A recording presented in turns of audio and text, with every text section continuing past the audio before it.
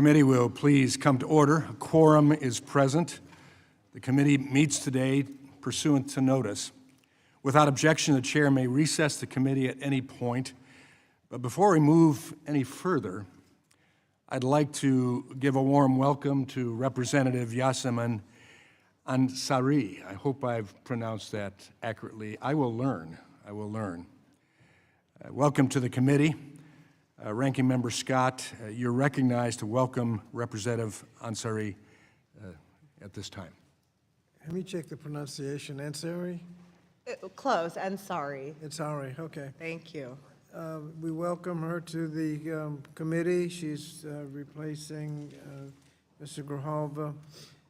She brings a fresh and diverse perspective to our work. Her leadership as Vice Mayor of Phoenix and freshman class president in this Congress will be a tremendous asset for this committee, and I look forward to working with her and welcoming her to the committee. Thank you, Mr. Chairman. I yield back. I thank the gentleman.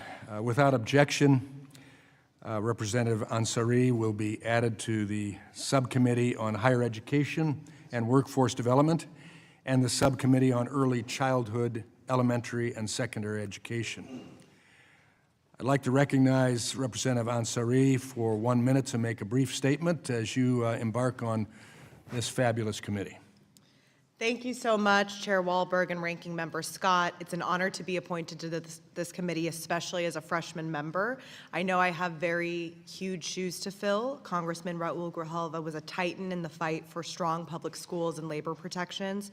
Our home state of Arizona has been ranked as one of the worst schools for public education for years. That is a direct result of extreme cuts to public education funding, resulting in some of the lowest teacher pay in the entire United States. We are also a right-to-work state where the legislature has continuously gone after workers' rights and preempted cities from establishing heat safety rules in the hottest state in the country. I'm so grateful that Arizona will continue to have representation on this committee, and I'm really proud to fill that role.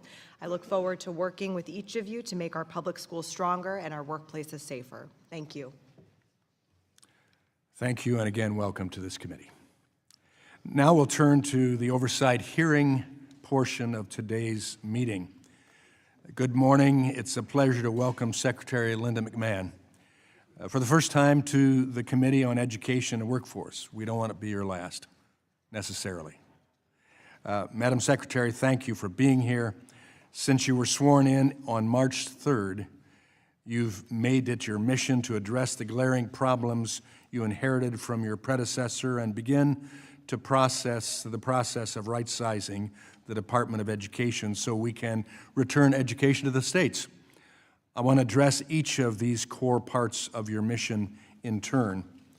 First, the glaring problem at the K-12 level. Less than 1/3 of the 8th graders in America can read or do math at grade level. To put that into perspective, if the nation's report card were an actual report card, a 100% improvement on the next iteration of the test would still leave us with a failing grade.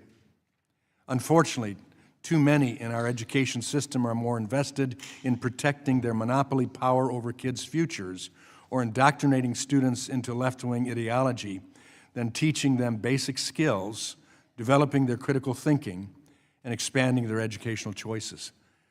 At the post-secondary level, your predecessor used billions of taxpayer funds to pursue illegal student loan schemes meant to shift responsibility for student loan debt from the individuals who took it on to taxpayers who paid off their debt or never went to college in the first place. In addition, the Biden-Harris administration ignored the congressional mandate for student loan repayments to resume, breaking the student loan system and creating chaos for borrowers. All the while, Democrats have been happy to let the post-secondary education industry continue bilking students, their families, and taxpayers, while in many cases delivering a product that leaves students worse off than if they had never attended college at all.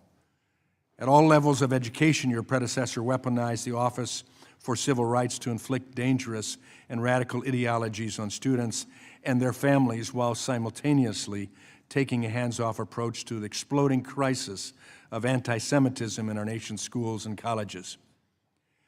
I have been heartened to see your aggressive actions to protect the dignity, the safety, and academic and athletic opportunities of women and girls from a radical gender ideology that ignores basic biology. I've also been heartened by your desire to bring to light discriminatory DEI practices in our schools that dehumanize people. And I've been especially happy to see your department's response to the indifference to many education leaders continue to show in the face of ongoing threats to Jewish students. Second, I applaud you for embracing a final mission for the Department of Education. I imagine we'll have a vigorous debate about this today because the Republican Democrat parties have competing visions of education in this country, and that's how it is. There's an implication in the criticism leveled at you, Madam Secretary, that the status quo is fine. Really, the implication is that the status quo is more than fine. The minority wants us to believe that the Department of Education is overseeing an education system in which students are thriving and employers have access to a workforce prepared to succeed. Neither of these are true. As I mentioned earlier, our K-12 education performance is abysmal. At the post-secondary level, the national 6-year graduation rate is just over 60%. In other words, our colleges and universities would get an F on their primary responsibility. And the college for all mentality driven by the previous administration's student loan schemes has only made the problem worse. Our education system has failed to prepare a workforce with the skills employers need. Again, this is what Democrats are defending. Republicans believe there's a better way. We believe in reducing bureaucracy, trusting our educators, trusting our state and local leaders, and trusting the innovators who are pushing against the barriers thrown up by the bureaucracy. And above all, we trust our parents. This is our vision. And thankfully, we finally have an administration in place that shares this vision. The Trump administration is eliminating bureaucracy where it isn't needed. It is also implementing federal guardrails when needed, like enforcing Title IX to protect the rights of women and girls, protecting access to education for students with disabilities, holding colleges and universities accountable for tolerating mass harassment of Jewish students, or preventing efforts to exclude parents from their children's education. In these ways, the Trump administration is streamlining bureaucracy so that the federal government can better deliver on the responsibilities it has. Madam Secretary, again, thank you for being here.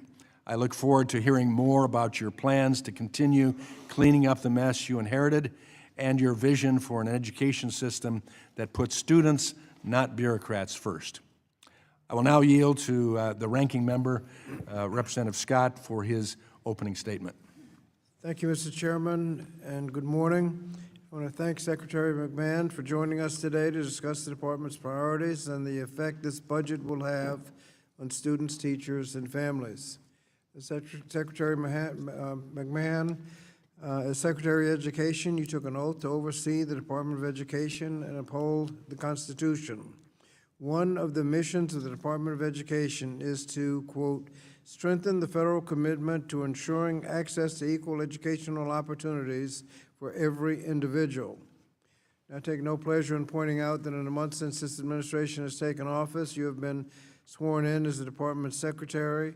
The actions taken by you, the unaccountable DOGE, and this administration generally have contradicted this mission. Some of the things that have happened, nearly 50% of the department's workforce have been proposed to be fired, eliminating key roles that keep our nation's schools running and our students safe. Universities have been stripped of necessary grant funding, undermining the integrity of higher education. Support for student loan borrowers has been reduced, and the key consumer protections have been threatened. And the Department of Education is being dismantled through the elimination of programs and offices without congressional approval. Thankfully, on May 22nd, a federal judge issued a preliminary injunction and ordered the department to reinstate the previously terminated employees. During today's hearing, I expect you to share with us specifically what steps you are taking to comply with that court order. Relatedly, we understand the department has repeatedly delayed and denied the department's Office of Inspector General access to requested documents, information, and staff to conduct a review related to the department's recent workforce program and operational changes.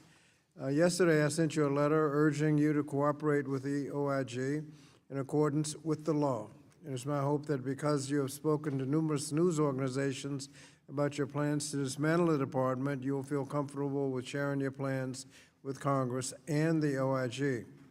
For millions of Americans we are struggling to understand how the actions you have taken at the department to address learning gaps and improve academic outcomes for the nation's children. Simply put, if all of these positions are being vacated and resources are being cut for the sake of efficiency, then who is doing the work to ensure that the mission of the department to strengthen the federal commitment to ensuring access to equal educational opportunity for every individual is being met? For example, another mission of the department is to promote improvements in the quality and usefulness of education through federally supported research, evaluation, and sharing of information. Yet this administration has stopped the Institute of Educational Sciences from funding, and that organization supports research and collects data on education across the country to improve students' academic outcome. Congress uses this research to determine how it can save money and ensure resources are allocated only to effective programs. However, since you have halted research in the middle of their projects, much of their work is now useless to Congress, and that is the very definition of creating waste.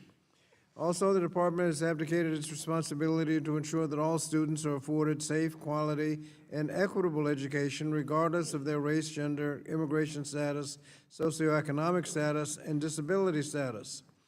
Under your stewardship, the Office of Civil Rights is implementing a radical reinterpretation of our civil rights laws that abandons its longstanding duties to investigate, monitor, and provide resources to victims of potential civil rights violations. As a result, students and parents with open civil rights cases are now left with no recourse and no insight as to the status of their cases. We've seen valuable programs such as Teacher Quality Partnership, supporting effective educator development, and mental health grants, which have supported through the Bipartisan Safer Communities Act, canceled with no notice to states and no recourse to help support our nation's public schools. Furthermore, states are being denied reimbursement for COVID-19 related expenditures that the Department of Education had promised to pay. As this is in addition to the proposals, the department's fiscal year 2026 budget to eliminate programs like Gear Up and TRIO, which provide support for low-income students and students with disabilities to obtain high school diplomas and prepare them for post-secondary education. There's also the matter of many red states calling for education block grants, a regressive and illegal proposal that would make it virtually impossible for the federal government to hold states accountable for providing all students with a high-quality education free from discrimination. And yet the department's budget proposal requests that Congress grant you the legal authority to block grant several programs, a clear acknowledgement that you currently lack this authority. So we expect to hear from you today that you will deny the state's request to block grant without direct congressional authority, and more importantly, we want to hear expressly how you will hold states accountable for upholding students' civil rights. I'd be remiss if I did not note that the department's fiscal year 2026 budget proposal would make it more difficult for students to enroll in and afford a college education by proposing reductions in funding to need-based grants such as Pell and work study. This is achieved by removing staff who oversee federal student aid administration and oversight, forcing borrowers into unaffordable repayment plans and aggressively garnishing wages of low-income borrowers. Additionally, the budget proposes reducing the department's workforce development programs by 33%. In sum, between the cuts to higher education and programs for alternative career paths, this budget proposal would leave this country's workforce behind rather than competing in the global economy. At the end of the day, it is the students of this nation who will suffer under this budget proposal. Students from low-income families and students with disabilities, English learners, international students, and students of color will face more hurdles accessing equal educational opportunity.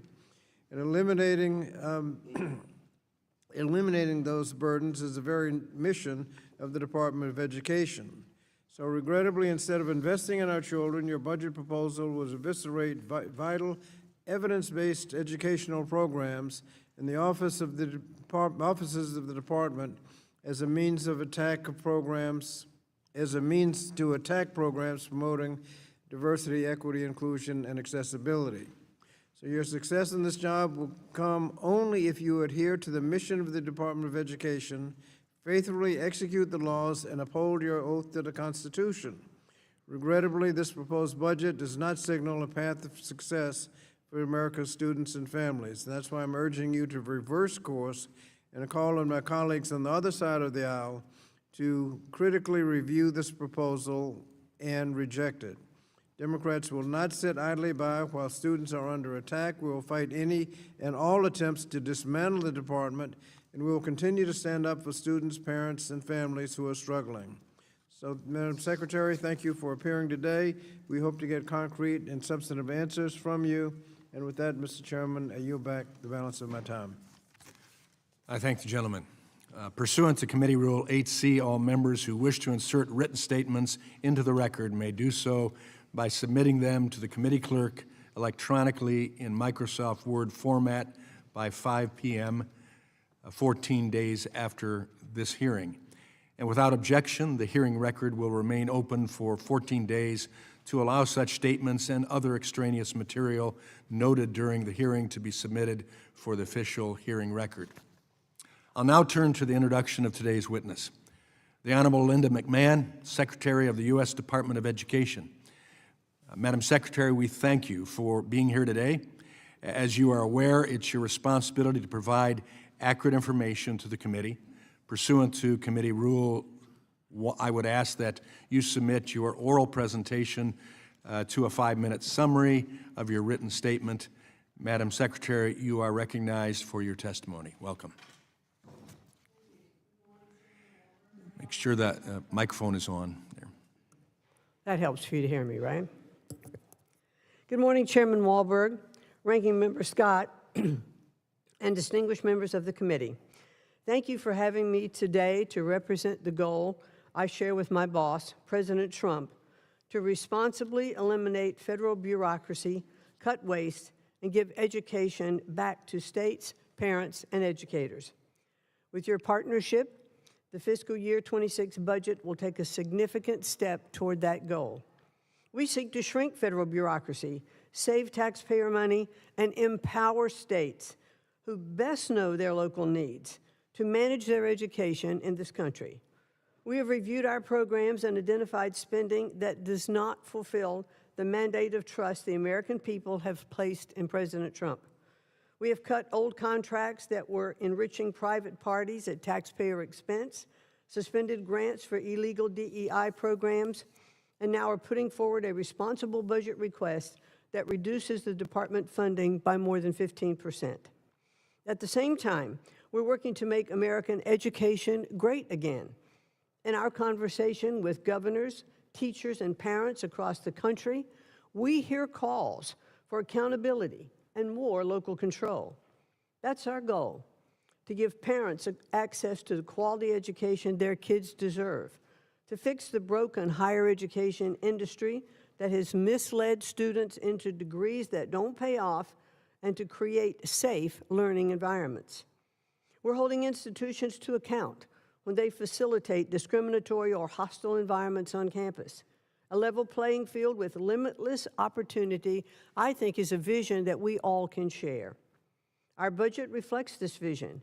Its cuts reflect the bureaucracy that is getting out of the way, and its continuations and increases represent smart spending that will help improve student achievement, not serve bureaucratic interests. Our goal is clear: make education better, fairer, and more accountable by ending federal overreach and empowering families, schools, and states who best know the needs of their students. I'm eager to partner with you to make this vision of the future a reality and ensure that every child is part of it. Thank you, and I look forward to your questions. Thank you, Madam Secretary. Under Committee Rule 9, we will now question Secretary McMahon under the 5-minute rule, and I'll recognize myself for 5 minutes. Last month, Madam Secretary, the House passed H.R. 1, the One Big Beautiful Bill Act, which will permanently extend President Trump's tax cuts, provide relief for hardworking families, and jumpstart our economy. Importantly, as a result of the hard work of this committee, the bill also represents the largest reform to how we fund higher education in decades. With this bill now in the Senate, what does the administration see as the 3 most important higher education policies included in this legislation? Well, I think one of the things that we really need to look at under H.R. 1 is I don't think it's out of the question that we should expect our colleges and universities to have a little skin in the game relative to the loans that are made. When these colleges and universities set their fees of attendance, et cetera, and loans are gotten relative to that, those students who are applying for those loans are expecting to get a return on that investment, and those parents who are backing that. Now, if the degrees that these students get, or if they drop out of school, or if the performance isn't as expected, then these loans remain unpaid and they become the burden of all of taxpayers. It's not that the loans are forgiven or they go away, they're just shouldered by others. And I believe that if colleges and universities have a little skin in the game and they have to repay part of that loan, they'll take a look at what their costs are as looking at education across the board. I think we also ought to look at our simplification of the student loan and repayment program system to discourage institutions from raising tuition costs just because they know the federal government will make the loan. That's I think, a little bit as to what I said in the first part of having some skin in the game. And then we need some bold reforms like Workforce Pell that will allow students to access Pell Grants to pursue high-quality, short-term training. As you mentioned, I think in your opening remarks, Mr. Chairman, we talked about our workforce shortage. We have 8 million openings, and we are not training our skilled workforce to fulfill these openings. Yeah, key points of our bill. Secretary McMahon, since the heinous attack on Israel on October 7th, anti-Semitism has raised its horrific head all across this country, and especially on many of our prestigious college campuses and others. They continue, sadly, to this very day.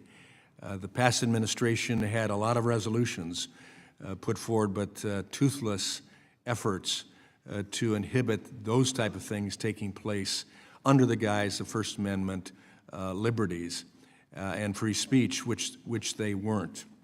Thankfully, your approach has been completely different since you took office.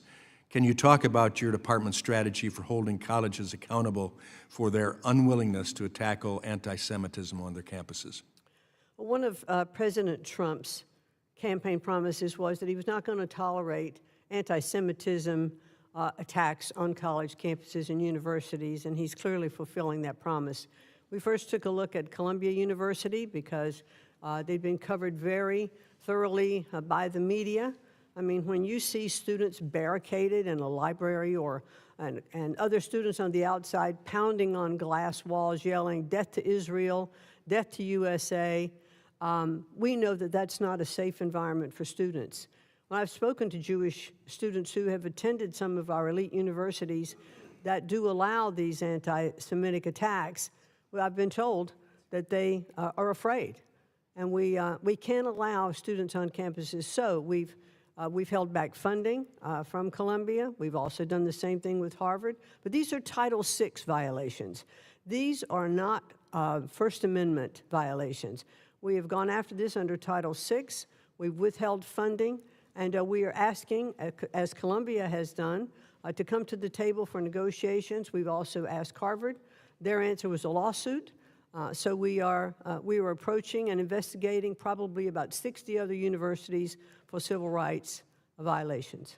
Thank you. In a few seconds remaining, what excites you most about returning education power and authority to the states? I believe that the best education is that closest to the child, as does the president. Those on the ground working with children every day, governors, superintendents, teachers, those are the ones who can make the best decisions for education for our children. Thank you. Yield back. I now recognize the gentleman from Connecticut, Mr. Courtney. Great. Thank you, Mr. Chairman.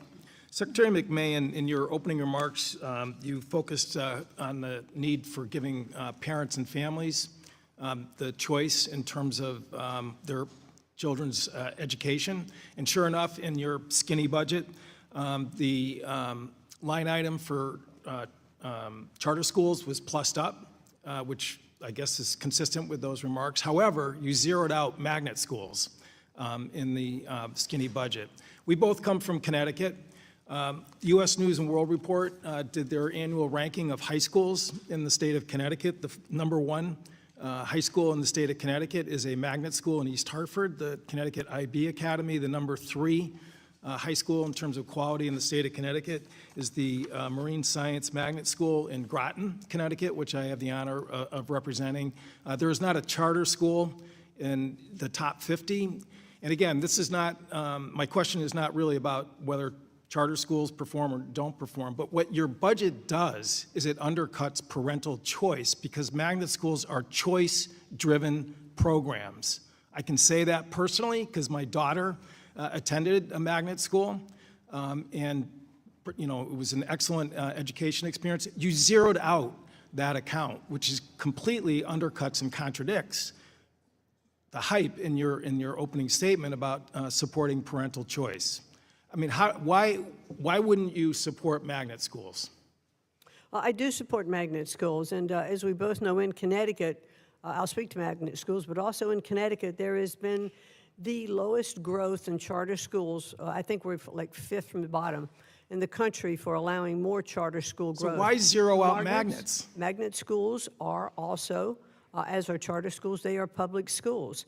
So in the public schools funding, then I think that as the states have more control over their state budgets, they can allocate those dollars to magnet schools. I think magnet schools are great, and I know that a lot of them do focus on particular kinds of studies. Thank you. I'm just reclaiming my talk is cheap. Budgets are what count. And, Yes, and but this you- budget does not say that magnet you schools are referenced, great. I have another question. Well, I you want to just referenced move the on. skinny budget, and that was an operating plan. We now have the full budget, so we might take another look at that. Yeah, You it may says still- zero. You may still be, you may still be Anyway, correct, just I but want to I'll be move happy on to get back to I you. want to move on to the Perkins program, which again is very important in the state of Connecticut. I was at a graduation ceremony on Wednesday in Groton, where 170 high schoolers were given job offers by Electric Boat Shipyard because of Perkins grants funded programs, both in tech schools and comprehensive high schools in welding, metal trades. The hype, again, from this administration is that they're going to support trades schools, but looking at your budget, again, it's a zero increase in the Perkins line item, which I guess could have been worse. You could have cut it in terms of the program. But in terms of meeting the moment of job openings, which you mentioned in your opening remarks, and certainly we have huge job openings in southeastern Connecticut, this budget does not match the rhetoric in terms of trade schools or the trades. What I want to ask you is that, we're trying to figure out in terms of just the interaction between job training programs at the Department of Labor and Perkins grant program. And can you tell me, again, whether or not it is your intention to move the Office of Career, Technical, and Adult Education to the Department of Labor? Well, thank you for that question, Representative. I can tell you that one of the executive orders from the president was that the Commerce Department, Department of Labor, and Department of Education should coordinate and look at workforce programs. There were over 43 different workforce development programs across all of the agencies is certainly inefficient in operation. So I've had many discussions with Commerce, I've had many discussions with the Secretary of Labor, and I think there are opportunities to move some of those programs Well, in your into other discussions, I would agencies. hope you would note the fact that it's in statute that that office is in the Department of Education. Perkins was enacted after the Department of Education was created.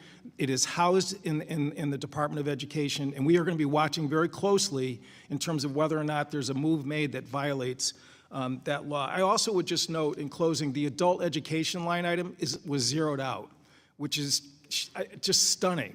I mean, this is a program that allows adult learners to get a second chance in life because some people who didn't complete high school on time, and also immigrants who, again, want to get the literacy skills so that they can get naturalized as citizens. I was invited to speak at an adult education graduation ceremony in Vernon Friday night, and again, it's pretty sad to be able to bring news from Washington that the Secretary of Education doesn't support adult education. With that, I yield back.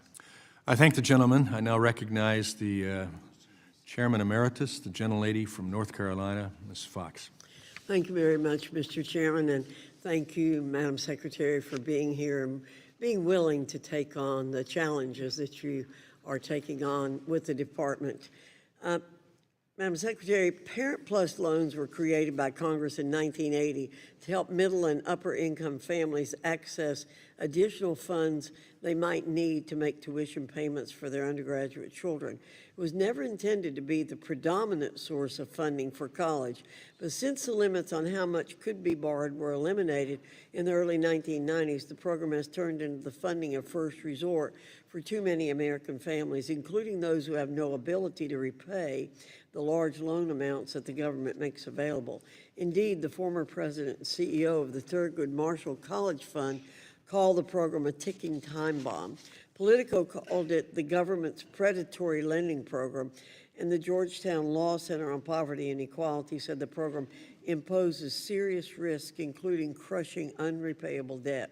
And for Black families in particular, Parent Plus loans too often have the ability to be debilitating, as noted by a senior vice president at the United Negro College Fund. Recognizing this, the Student Success and Taxpayer Protection Plan, which was included in the One Big Beautiful Bill and is awaiting action in the Senate, established a lifetime cap of $50,000 to protect families from overborrowing under the Parent Plus program, and couple this with additional borrowing flexibility through lower interest Stafford loans. What's the administration's view of the need to put limits on how much parents can borrow under the federal loan programs like Parent Plus program? Well, we certainly do support, the limitations, because I think what we've seen,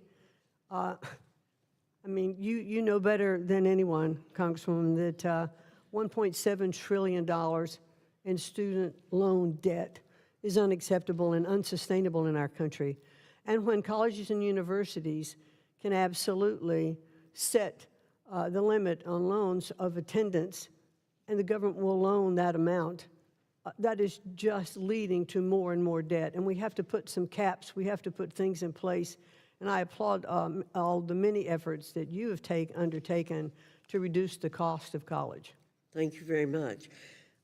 Madam Secretary, each year the federal government provides over $100 billion in grants and loans through the federal financial aid programs without any accountability as to whether these dollars leave students better off. Indeed, studies show that 1/3 of students are enrolled in programs that have a negative return on investment, meaning those programs leave students financially worse off than if they had never enrolled in college in the first place. In your view, is it necessary that Congress address the lack of accountability in post-secondary education?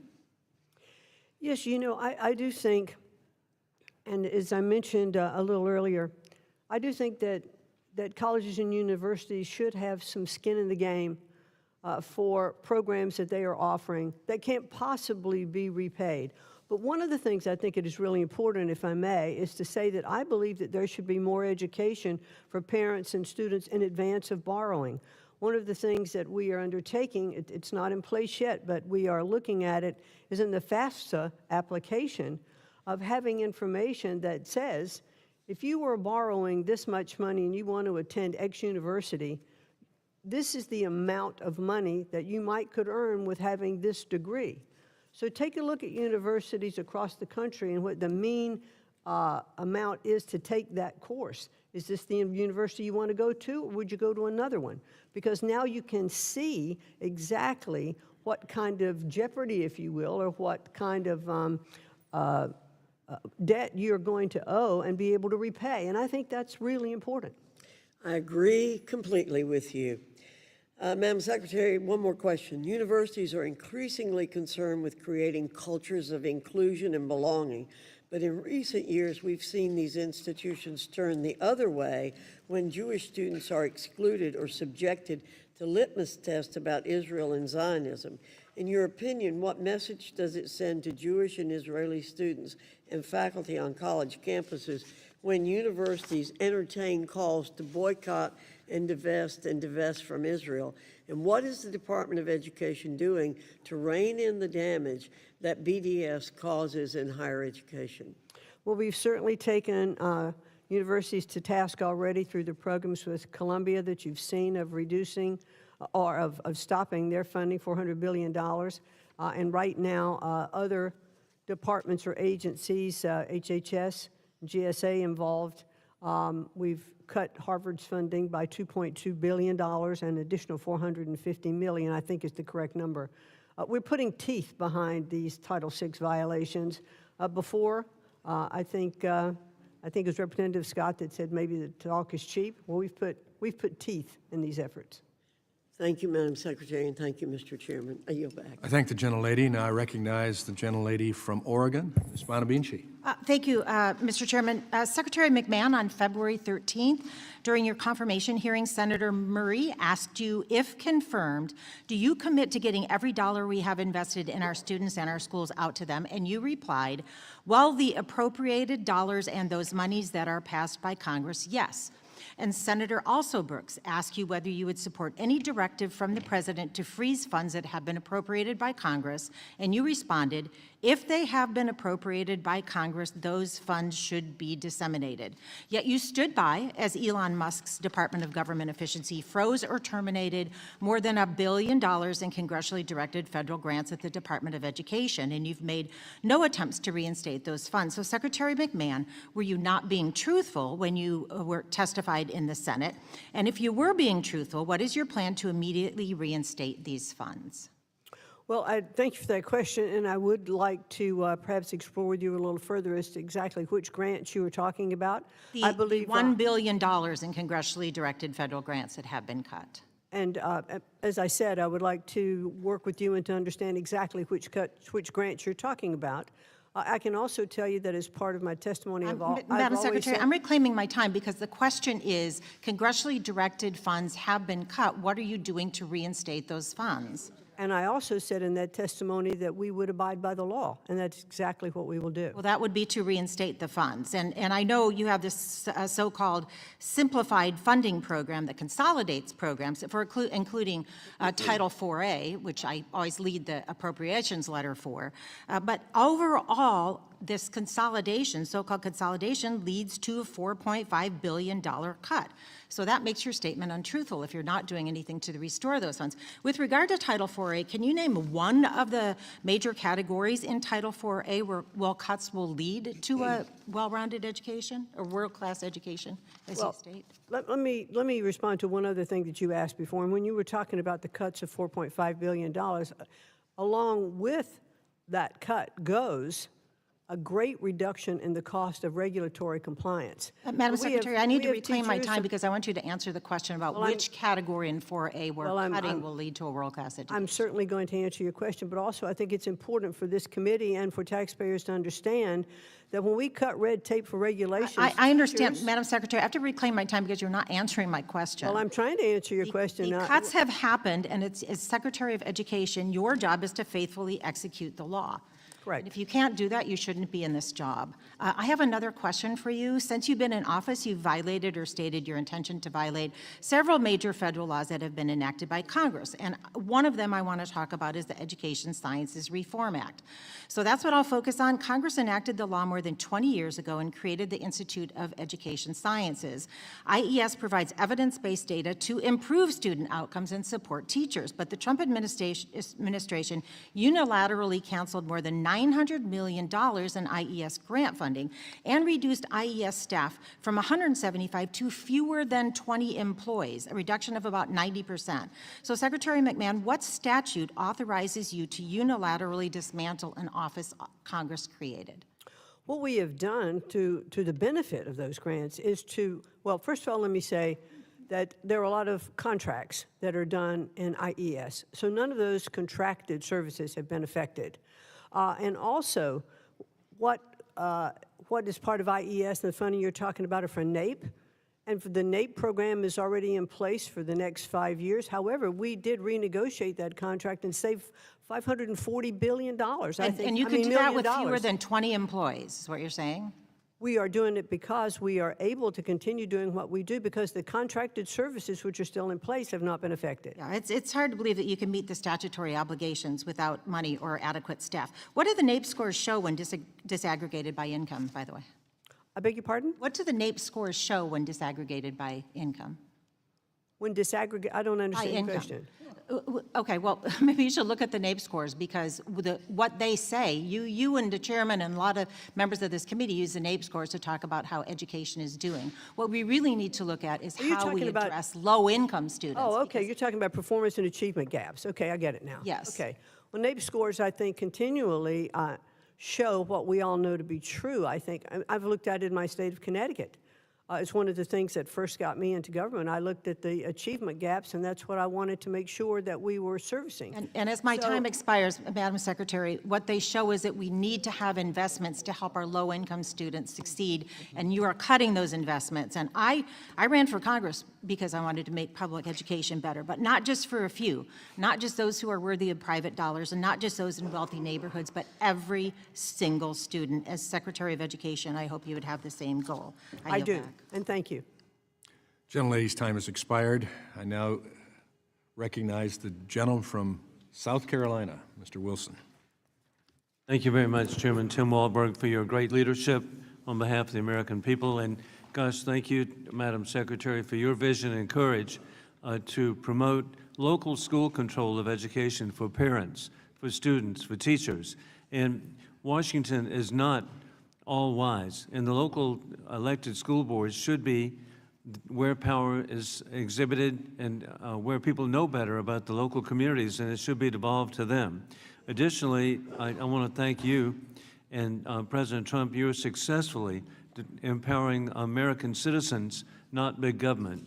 And you're actually doing the exact opposite of any dictatorship in that power is being returned to the people, the local elected school boards that so well reflect the citizens who have elected them. And then I believe you are the right person for the job. Additionally, I believe, too, that it's so clear that education is a state issue, and it should remain as a state issue. It should not be a federal issue. And with that in mind, I recently led a letter, along with 27 of my colleagues, to call for an increase in funding for the Federal Charter Schools Program, CSP, across the country. The charter school community is committed to providing families with high-quality public education options voluntarily, choice of the parents. And I am grateful to see that President Trump's budget would increase the charter school program by 14%. Furthermore, last month during National Charter Schools Week, you announced an additional $60 million in funding for the CSP this year to help meet the needs of families across the country. For the American people, and particularly for the media, if you will explain what the success is of the voluntary school choice programs are, and how is this money going to be spent around the country? Well, thank you very much, Congressman Wilson, for your kind words about me. But also, I have visited many schools, many charter schools throughout the country already. And what I have seen with those charter schools is the innovation that they are allowed to use that you don't see in a lot of our public schools. And so I'm very pleased to see that the president is also supporting school choice. The president wants to make sure that the best education is that's closest to the child, whether that's homeschooling, charter schools, public schools, private schools, religious schools. He wants to make every opportunity available to all the children in the country. So I am pleased that we did increase the budget request for charter schools. And I too have visited the schools, and I visit all the schools that I can in the district I represent, every type that you just identified. And I hope the media will go by and visit a charter school and see how positive they are and find out how the students are doing so well. And they're voluntary. It's what, and it's not for everyone, but where it is, the media, it would be nice for them as they're doing investigative reporting to look into truly not just the viewpoint of the teachers union, but what's really happening in America. Along with that, Secretary McMahon, I'm really concerned that we have adversaries, war criminal Putin, we have the Chinese Communist Party, we have the dictatorship in Tehran, are targeting our universities and colleges. What can we do, again, to stop their inroads? And it's already been successful in removing Confucius Institutes, which are a branch of the Communist Party, Chinese Communist Party. So what more can be done to promote freedom and democracy instead of totalitarianism? Well, I think we've certainly seen, in fact, one of the requirements we had of Harvard was that they, or one of the questions we had of Harvard is, how are they vetting their students that come internationally? How are they vetting their teachers, their professors who come internationally? Do they have ideological backgrounds that are contrary to the United States government? We also, I heard this morning on the news that there was a student from China, I think it was discovered in July, that had fungus spores in a backpack from China that he brought to the University of Michigan. Now, we have to make sure that we stop that, because this can be an attack on our food supply, an attack on our, our total population. So these are incredibly important things, and the State Department is looking at visas, canceling them, making sure that the students who are here in the best interest of the United States. And thank you for promoting free speech, and also international students who want to come and learn and be positive, but also understand that there may be agents of foreign countries coming to our country. I yield back. I thank the gentleman, and I recognize the gentleman and teacher from California, Mr. Ticano. Thank you, Mr. Chairman. Thank you for being here, Madam Secretary. Good to see you again. Let's get right to it. Madam Secretary, do you believe that the federal government is legally or constitutionally permitted to punish a private entity for having a different viewpoint than the administration? What do you mean by that? Well, does the government have the power, or legally, or is it legal or constitutional for you, the Secretary, to punish a private entity for having a different viewpoint than the administration? I don't know what you mean by punish. Can you be more specific? Well, let's move on. Apparently, I don't want to get into this back and forth on this. Let me say, this poster here, you gave an interview on CNBC on May 28th, and discussing the cancellation of Harvard University's federal funding, grants, and contracts. And you said, and I quote, "Universities should continue to be able to do research as long as they're abiding by the laws and in sync, I think, with the administration and what I think the administration is trying to accomplish." So what you're saying, Harvard can have its funding and its international students back if and when it teaches what the Trump administration demands. And these demands are included in this April 11th letter signed by the Department of Education and other agencies, and include a requirement that the government must be able to, quote unquote, audit the viewpoints of its student body, faculty, staff, to ensure, quote unquote, viewpoint diversity. I ask unanimous consent to submit this letter for the record. Without objection, it'll be submitted. And it says, I quote in the letter, quote, "Harvard must abolish all criteria, preferences, and practices through its admissions and hiring practices that function as ideological litmus tests," end quote. Now, Madam Secretary, what are the limits of this viewpoint diversity that the administration is trying to enforce? Under these demands, for example, would the Harvard government department be compelled to hire faculty that believe the 2020 election was stolen? I believe that there are rights to freedom of speech, but on campuses and universities of colleges and universities across the country, freedom of speech should be allowed. There should be open debate. There should be different viewpoints. But I'm not asking you a question about freedom of speech here. Madam Secretary, I'm asking you about the limits of viewpoint diversity cited in this letter. You demand that Harvard would be compelled to hire faculty. I mean, well, you're saying that there has to be viewpoint diversity. I'm just asking you, would the government department be compelled to hire faculty that believe the 2020 election was stolen? As an example of viewpoint diversity. However, one of the things that Harvard Crimson, and by its Okay, own I think you don't really have an answer, so I'm going to move on to other 3% of questions. Maybe we can conservative clarify by other questions. Would viewpoint well, you're not diversity allowing mean, me to for answer the example, question. If you Madam wanna Secretary, know the reclaiming my answer, time, reclaiming you my wanna time. know what my Reclaiming my response time, is? Madam Secretary. Okay, well, you go The Direct ahead. Secretary. Would the Harvard Medical School, who is looking to hire an immunologist, would that person need to adhere to HHS Secretary Kennedy's view on the efficacy of vaccines? Listen, we all know that we should have our universities look at what all the I programs don't think are. you and really the thought through this political this the political viewpoint diversity ideology issue. that you're trying to put forth is a false narrative. Okay. And the funding is a privilege. Madam It's Secretary, not a right. reclaim my time.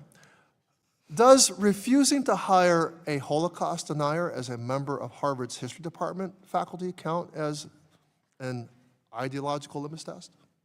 I believe that there should be diversity of viewpoints relative to teachings and opinions on campuses. Well, what about this situation of Harvard's history department, and they're looking for another department member?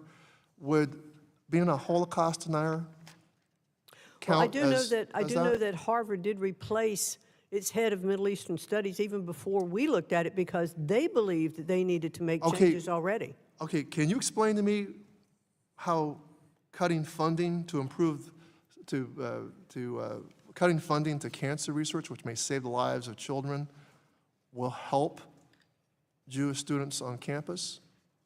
Well, we had to put some teeth in the anti-Semitism studies, so we used, that actually didn't come from the Department of Education, that came from HHS. So therefore, Harvard had indicated that it might even take from its endowment, which is $53 billion, some funds to continue that research, and I think that might have been a really good use for some of those funds. Well, I think it's pretty clear you haven't really thought through this whole viewpoint Well, you diversity. wouldn't know because you haven't allowed me to answer my questions, but thank you. Well, I think you were showing that you couldn't really answer the questions. The gentleman's No. time has expired. I yield back. I thank the gentleman. Now I recognize the gentleman from Wisconsin, Mr. Grothman. Yeah, first of all, I'd like to comment on a statement made by our newest member here. In Wisconsin, I felt one of the things we did to improve education the most is stand up to the teachers' union and allow some of the worst teachers to be let go. And I think it's disappointing we have people who think the key to improving education is unionizing the schools, and unionizing the schools inevitably means you can't get rid of the worst teachers. So just a little bit my personal experience in Wisconsin. Second thing, people here mention the GED. And at least in Wisconsin, we weren't allowed, even as a state legislator, to see the GED.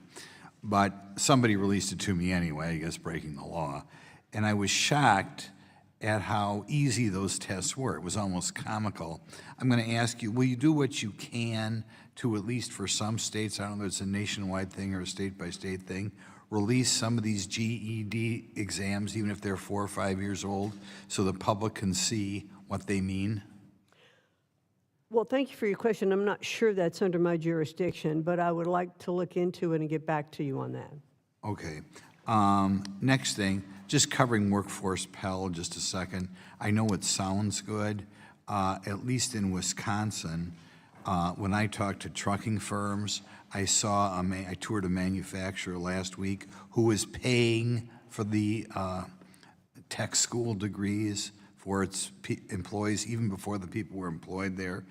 Same thing with construction firms, paying for the education. So I kind of felt a little bit that this workforce bill is, we're driving in and paying for stuff the private sector's taking care of already, so I'll just ask you to look into that. Now, as far as bias and the anti-Semitism in universities, to me it's part and parcel of a larger problem. Anybody who's been involved in Republican politics for a while has met students who have to lie routinely on tests to feel they have to get a good score. And it's because you have this monolithic left wing that is got almost all, in some disciplines, of the teaching jobs. And and to me, this anti-Semitism is increasingly part of the left wing zageese that's everywhere in the universities. Global warming, greatly exaggerated amount of bias in the universities, that sort of thing. What do you think, and I honestly don't know the answer to this, what do you think we can do about the overwhelming left-wing bias in so many disciplines at the universities? Well, I think that's one of the things that I've been talking about is doing some vetting on how the courses are being taught and to make sure that we have, equal and diverse viewpoints. I mean, when Harvard will, through its own Harvard Crimson, say that only 3% of the faculty are conservative, I don't think we have diversity of viewpoints in that case. And even in hiring, we're looking at Harvard. Harvard had the standard case. It was students versus Harvard. Thank you. And it was Harvard's not hiring, through merit. It's decreasing those populations of students from, it's against a lot of Asians in the community. So all of those things have to be taken into consideration. I agree with you that we have a shortage of people going into skills-based learning programs, be they tech schools, be they trade schools, what have you. I think part of the answer is to disseminate the statistics showing how much better, say, a plumber or an electrician or a welder does than people with a communication arts degree or a business marketing degree. And it's a very difficult thing to know what to do because, of course, under our Constitution, education is not really something that we think of as a federal thing. But I think you could disseminate that. Would you try to do what you could to, during your term, educate the public as to how much better financially people do with a skill as opposed to a general education degree? I certainly would like to make sure that everyone does understand that. Would you publicize it? I guess that's what I'm looking for. Would you publicize how much better? I think those stats are available. All you have to do is have a plumber come to your house. Boy, I can tell you that I might be in the wrong business sometimes. I hope you use your position. My final question is, one of my colleagues here talked about so-called difference by income level, and I always think that's not where they should be looking. I think they should be looking by family background. Would you collect data, unlike for income level, family background of students and see, by that I mean family structure, and see how that affects educational test scores? Would you do that for us? I'd really like to get back to you and understand a little bit more of what you would like us to look into, but I will get back to you on that. The gentleman's time has expired. I now yield or recognize the gentlelady from North Carolina, Ms. Adams, for her 5 minutes. Thank you, Mr. Chairman, and thank you, Secretary McMahon, for being here today. I hope that I will have an opportunity to meet with you. I had made a request, and we weren't able to do that, and hopefully you'll reconsider. But let me just raise a concern that I heard from one of my constituents who served in the Department of Grants Management Policy Division. Their entire unit received a RIF notice in March. This office, from what I understand, held key oversight functions for grant administration and compliance, and ensuring that taxpayer dollars were used effectively and legally, and that the department's obligations under federal statute were met. And I know you've spoken about the importance of streamlining and efficiency, and I respect that. I know it's difficult sometimes. But let me ask if you can speak to the department's plan for transitioning this critical compliance work moving forward, and how you are ensuring that core responsibilities around federal grant oversight, training, and legal compliance are still being fulfilled. Well, thank you very much for your question. Just let me give you the assurance that even with the streamlining that we have done so far, we have not missed any of our statutory requirements, and that's what we will continue to do. So you have, and you are going to meet those, is that what you're saying? Yes.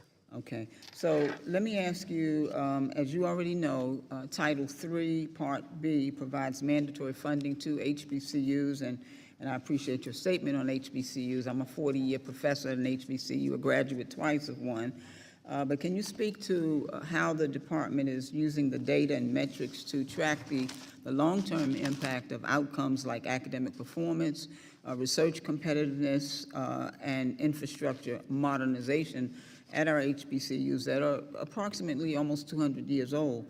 And beyond that, how do you plan to scale what's working? And if we're seeing strong results at one campus, then how can we make sure that these best practices are reaching others? Well, thank you very much for asking. We have held all of our funding for HBCUs level. They've not been decreased. I've met with President Vinson from Howard University and understand from him a lot of the great programs they have in place. So we recognize the great value of HBCUs.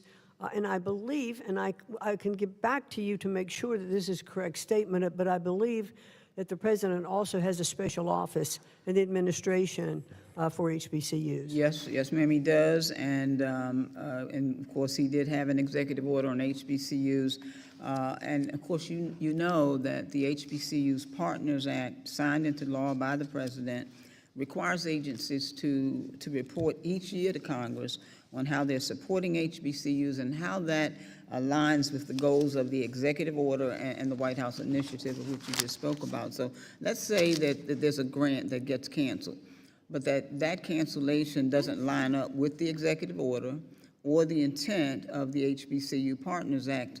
Would you be willing to work with the White House initiative and your interagency partners to take another look at those decisions and potentially reinstate grants that were inconsistent with that guidance?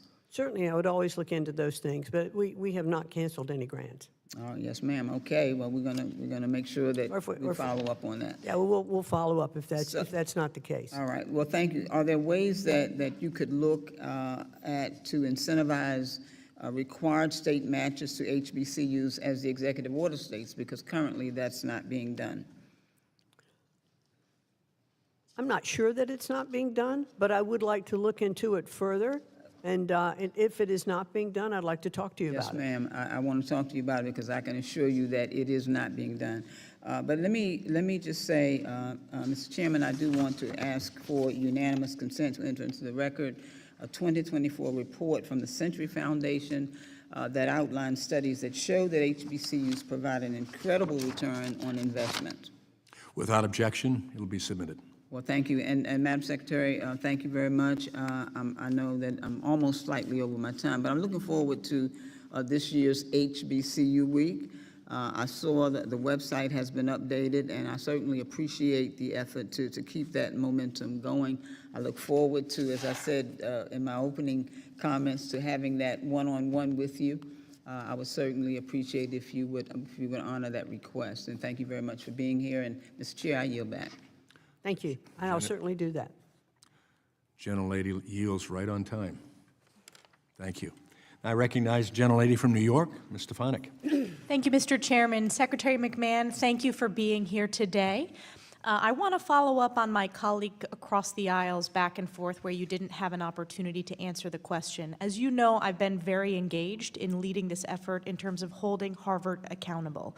We saw the scourge of anti-Semitism after the Hamas attacks on October 7th, and Harvard failed in every respect to enforce the rules to protect Jewish students. And over the course of our investigation, It was revealed that there was anti-Semitism deep in the Office of DEI at Harvard for their failure to respond to Jewish students, and it highlighted this issue of a failure of ideological diversity. I wanted to add some more details to what you pointed out. Less than 3% of the Harvard faculty are conservative, and this is a challenge in education writ large. According to the Harvard Crimson, as of 1989, the ratio was 2 to 1. Liberal to conservative. By 2017, it was 5 to 1, and then as of 2023, it's 26 to 1. So when we talk about ideological diversity, it is a crisis at Harvard. Can you further elaborate on that? Well, just agreeing with what you've said. I mean, when by their own statistics, it is clear that they don't have diversity of viewpoint. And I believe, and as I mentioned a little bit earlier, the fact that Harvard had already replaced its head, or was looking to replace its head of Middle East Studies, recognizing that they already had an issue. I think it's indicative that Harvard, even before we were initiating our talk, well, I actually think that we spurred them on. Absolutely. When we started putting teeth in what we were doing, they finally said, okay, we're going to make some changes, and they did do that shortly after we started our investigation. And you're spot on, Secretary McMahon. Harvard has failed to save itself. They are responding to the exceptional work of this committee and the accountability measures that this administration has put into place. So I want to thank you for your strong leadership. I want to thank President Trump for his strong leadership. I care deeply about this as an alumna of Harvard and as the first member of my immediate family to have that opportunity. We want to make sure these institutions are excellent for generations to come. My follow-up, which is on a different subject, this has come up in virtually every meeting that I've had, whether it's with university presidents, professors, or students, is the challenge of AI and academic integrity in the classroom. Can you talk about the department's approach in terms of how to harness the benefits of this technology, but also make sure that we are learning the basics in the classroom and have academic integrity? You know, I think AI is probably one of the it's so overwhelming with the abilities that it can bring, but it also has a downside and dangers. We want to make sure that AI is not, leading to false essays or papers or studies that students are turning in. However, when I've looked at K through 12 education and I've seen some of the tutorial benefits for individual studying through AI, I think it brings so much to the table that we can offer students who are accomplishing more in the classroom who aren't accomplishing as much by that one-on-one tutorial advantage. So I think we need to harness and capture those opportunities from AI, but at the same time, making sure we understand, and I don't think we even have this much of a handle on it yet, of what some of the dangers of AI can be. And I think that that's what's incumbent upon us to look across the board at all of that.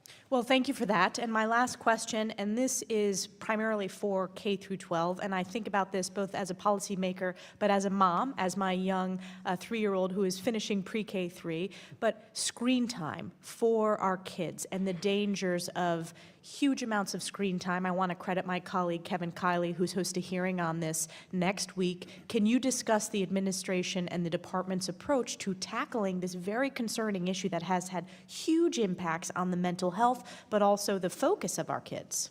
Well, and I do think this is really at state level. Yes. And there are governors who are, promoting policies, or superintendents who are put in policies in their local areas that say, bell to bell, in schools, no devices, so that students aren't distracted, from what they're doing. I think parents at home need to look at the amount of screen time that their children. This is a great deal of parental responsibility as well. And we've looked at different aspects. I've seen reports of more and more screen time, which then reduces your ability to focus and have attention for your subject. So while there is an entertainment value and information value to screen time, it's not always, I think less could be more. Thank you so much, Secretary McMahon, for your service, for the tremendous work you're doing for students across the country. Yield back. Thank you. I thank the gentlelady. Now I recognize that I've lost sight here. A little too soon. I now want to recognize the gentlelady from Georgia, Ms. McBath. Thank you, Mr. Chairman. And Secretary McMahon, thank you so much for being with us today. As Secretary, you have a direct authority over the cancellation of grants and contracts at the Department of Education. On February 10th, you canceled the Charting My Path for Student Success program that served over 1,600 disabled students and their families across 62 schools in 11 states, including Paulding County, which is in my home state of Georgia. This year-round program provided support services and frequent small group sessions to ensure that physically disabled students or students with dyslexia, autism, and other disabilities, as well as their families, can meet their goals of transitioning to and succeeding in adulthood, which is really what every parent wishes for their child. All too often, it's unfortunately a sink or swim situation for disabled students after high school, and programs like this can be the difference between a lifetime on disability insurance versus a good job that they can raise a family on. On this poster right here, you can see the exact email that was sent out to parents in Georgia because of your decision, which I would like to submit digitally for the record. It says, the federal funding provided by the Department of Education for this initiative has been discontinued immediately, and that your child will no longer receive transition supports. I would like to also submit for the record an article from NPR about a young man named Logan and his mother Jessie, who were really benefiting from this program before it was abruptly canceled. Secretary, this is just simply a yes or no answer. Do you stand by your decision to cancel this program in the middle of the school year without any warning to the hundreds of students, teachers, and families that were participating? Well, I would like to explore that more. and get back Secretary, to this you. is a yes No, or no, no it's not a answer, yes or no please. answer. Yes, it is, and It the is not. American people deserve Well, I'm not going to give you a yes or no answer full because it's answer more. from you, yes or no. I'm not going to let you circumvent. I'm not going to let you ignore it. Yes or no, it's a simple question. Well, Do I'll you have to stand look by into this some decision? of the different programs, and I can't speak to individual grant programs without looking into them exactly. There are a lot of grant programs out there, so I'd like to get back to you. Note for the record that the Secretary is unwilling to answer my question.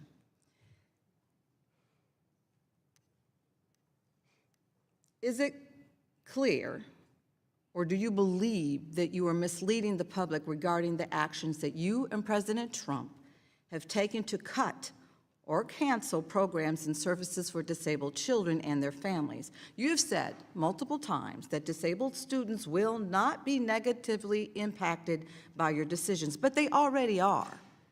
Time and time again, this administration asks the American people to listen to everything that they say, but to ignore actually what they're really doing. Given our limited time, I plan to submit written questions to you and for the record to learn more about your decision and get some direct answers from these parents as to why the kids can't meet with their teachers anymore. Secretary, yes or no? Simple answer, just a direct answer. Do you believe that gun violence, the leading cause of death for children in this country, is a public health crisis?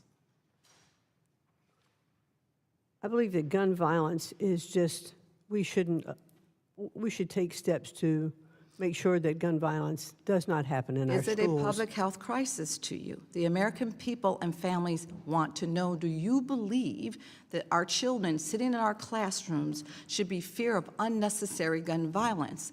Most of America believes that this is a public scourge. Do you believe that gun violence poses a threat to our children while they're sitting in our classrooms? Gun violence should not be allowed anywhere, and gun violence especially should not be in our schools. I'd like to say to you, Secretary, as a mother who lost her son to unnecessary gun violence in the prime of his teenage years, your response, or basically a lack of response, is completely out of touch. Every parent, whether they send their kids to public or private school, worries about their child being killed at school. And there's a lot of data to prove that. It is unfortunate reality that this happens every single day, but yes, this is the reality. There's something very wrong when the highest-ranking government officials responsible for the safety and education of our kids cannot claim that the leading cause of death among children is not a crisis. Every American should be deeply concerned while you remain Secretary of Education. And I hope that I'm able to get some answers in writing from you, and I yield back. I thank the gentlelady, and now I recognize the gentleman from Utah. Thank you. Madam Secretary, good seeing you again. Here. Ah, there you go. First of all, I'd like to thank you for bringing your entrepreneurial expertise to an industry that has long forgotten what a good return on investment is when it comes down to teaching our kids. There's nothing more important for the survival of our American culture than what you're tasked to do. You represent the end of accepting failure as an option. And on behalf of those who love the role of educators because they love the children they teach, I want to thank you for that passion. As you know, the House passed resolution, reconciliation bill, includes a version of the Education Choice for Children's Act, which will provide billions in tax credit scholarships for school choice. I have long advocated for school choice, and I'm eager to see a much-needed school choice legislation enacted into federal level. Why do you think expanding school choice is such a huge win for parents who are desperate for educational options? Well, thank you very much, Congressman, for that question. School choice, I believe, is one of the top things we can do to make sure that every child has equal access to an excellent education. And President Trump certainly believes, and I've said this many times even this morning, he truly believes, as do I, that the best education is that is closest to the child. When, when we think about teachers who are with our students, our children, every single day, school superintendents and parents who should have rights over the say of the curriculum that are being taught to their children. These are all things that are part of the school choice program. The president does not believe that any child should be imprisoned, if you will, in a failing school, but should have opportunities to go to other schools. And so I'm really pleased to see that he has wanted limits or the budget's increased for our charter schools. He wants to make sure that our public schools have the best teachers, the best funding. He wants to make sure that all private schools, religious schools, and even those that are teaching their children at home with homeschooling have all the best tools available. He was embarrassed by the NAEP scores. He was embarrassed by where education levels were in our country, and he was angry. And when he's talked to me about it, he said, we absolutely need to make changes so that our students can have the best education in the world and that their performance scores will indicate that. By the way, we all should be angry by what's happened to our kids today. It is a travesty. And by the way, every child, no matter what zip code they live in, deserves the rights for life, liberty, and pursuit of happiness. The only way that can happen is through education. You have been aggressive in attacking the scourge of DEI in our educational institutions. This has been the root cause of anti-Semitism our children are trained to embrace. Of course, our Democratic colleagues are accused of attacking free speech, whitewashing history, and using DEI as a cover to launch a political crusade against institutions you don't like. Could you talk more about why DEI is an important civil rights issue for all students? Well, unfortunately, many of the programs of DEI did more, the title was Diversity, Equity, and Inclusion, and it did more, I think, to separate and to provide more segregation ideas because it pitted an oppressor versus oppressed ideology. Many students were taught that if you're white, you're privileged. If you're not, you should not bring that privileged group as part of what you're doing. That is exactly contrary to, I think, everything we've been trying to accomplish in our country over the years so that everyone really has equal access, equal opportunity under the law. Yesterday you had a hearing with a senator out of Rhode Island who said you are surrendering by giving the power back to the parents and the districts. I just want to remind everybody that we in 2025 have 70% of our kids in 8th grade cannot read, write, and think. In 2017, black kids in the state of California, 75% could not read, write, and think. Here in Baltimore, we have zero proficiency in math for many of the schools in this district. So I think it's kind of arrogant for those bureaucrats here, politicians, who believe that we do it best for our kids, and when the parents should be at the front of that.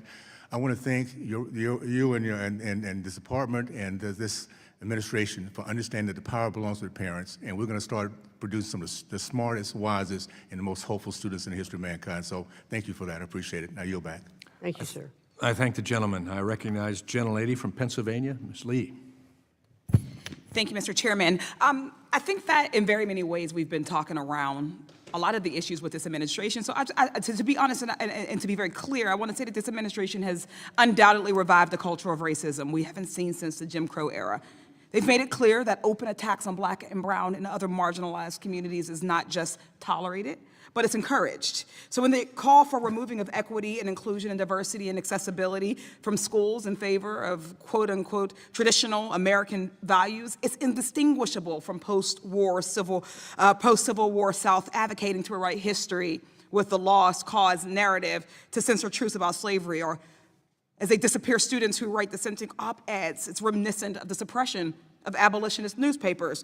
And this department's financial aid policies harken back to a time when higher education was reserved for affluent, well-connected, and predominantly white students. So I have some questions, about why this department is taking its leads from Jim Crow. Secretary McMahon, you've claimed that you want to drastically reduce the already very small federal role in education, and also that you will not cut Title I-A funding. That is still your position, correct? Correct. Thank you. I'd like a yes or no answer. Do you believe your April 3rd attempt to revoke Title I-A funding from states unless they signed a certification of compliance with your political viewpoint was consistent with giving states more control over education? There's been no reduction in funding for Title I-A. As of now. There has not been yet. But again, right. And it is not going forward in the budget. So you believe that okay. Yes or no, is Title I-A funding actually secure for every school district and state that currently receives it? Or is your goal to make Title I-A conditional on states refusing to provide students of color, LGBTQA students, students with disabilities, or other marginalized students opportunities to participate in diverse, inclusive, equitable, and accessible learning environments? No, that's what I answered. I-A funding is intact. So let's talk about so-called illegal DEI, as you all have called it, a phrase you've continually bring up, that I'm still unclear on, especially after 3 federal judges have preliminarily ruled that your illegal DEI guidance is likely unconstitutional and unenforceable, illegal, as it were. Secretary McMahon, during your confirmation hearing, you were asked by Senator Chris Murphy if an African-American history class violated the administration's position on diversity, equity, and inclusion. You said you'd like to look into it. You've been on the job for a few months now. Have you been able to look into it? I do not think that African studies or Middle East studies or Chinese studies are part of DEI if they are taught as part of the total history package. So that if you're giving the facts on both sides, of course they're not DEI. I don't know what both sides of African-American history would be.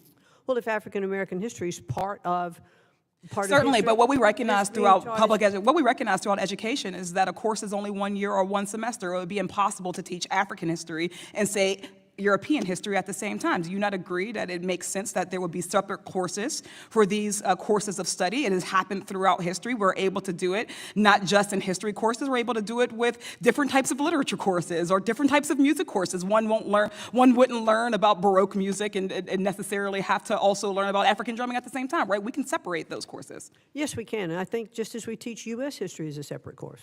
Certainly. So you do not agree. So you do agree that African American cultures and African history should not be eliminated from courses, particularly AP African history. Well, I think that African history can certainly be taught and not be considered a DEI course. Oh, thank you. I have a few other examples that I would like your thoughts on, simple yes or no. If this is a legal DEI, an example, would you say that it would be an illegal DEI for a lesson plan on the Tulsa Race Massacre? I'd have to get back to you on that. Do you know what the Tulsa Race Massacre is? I'd like to look into it more and get back to you on it. Okay, so I look forward to that. How about the book Through My Eyes by Ruby Bridges, for instance? I haven't read that. Have you learned about Ruby Bridges? If you have specific examples you'd like That to was a cite, specific example. I'll be very happy. It was for an you- incredibly for specific you to example. submit I named those a in your specific book. questions, and I will look into it and get back to you on them. Thank I'd you. look How forward about to a answering them school having a directly. voluntary celebration for Pride Month? Well, I think that, Voluntary. well, let's make sure that in our schools. yes or no? that We're looking, no, it's not. Okay. How about social studies standards that teach that President Biden won the 2020 election? I think our studies should all be taught accurately. Yes or no?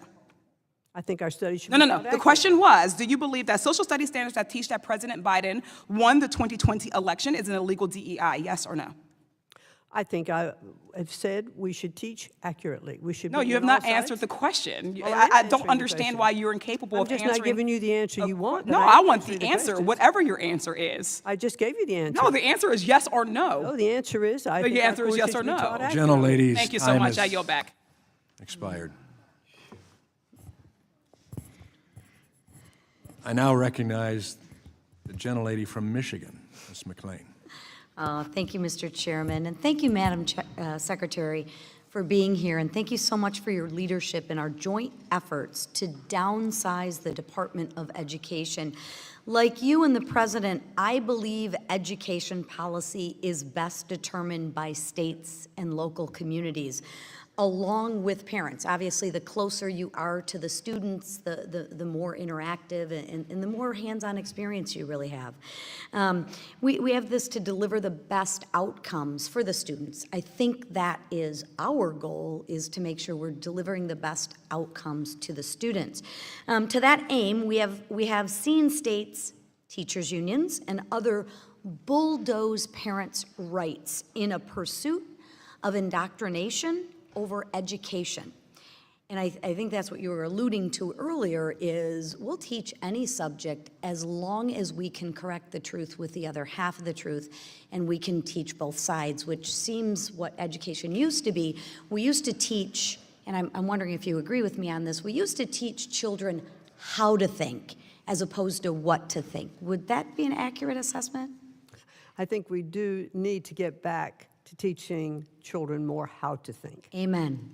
So as we return power to local communities, I'm trying to figure out, how can the federal government fulfill its role in protecting students and the parents' rights? How do you see the federal government, and how can we help ensure that we're protecting students and the people that get lost sometimes, the parents? How do we do that? Well, certainly returning education back to the states, back more local control, but really what that means, and what the president has said to me, is that he would like to take the bureaucracy out of education.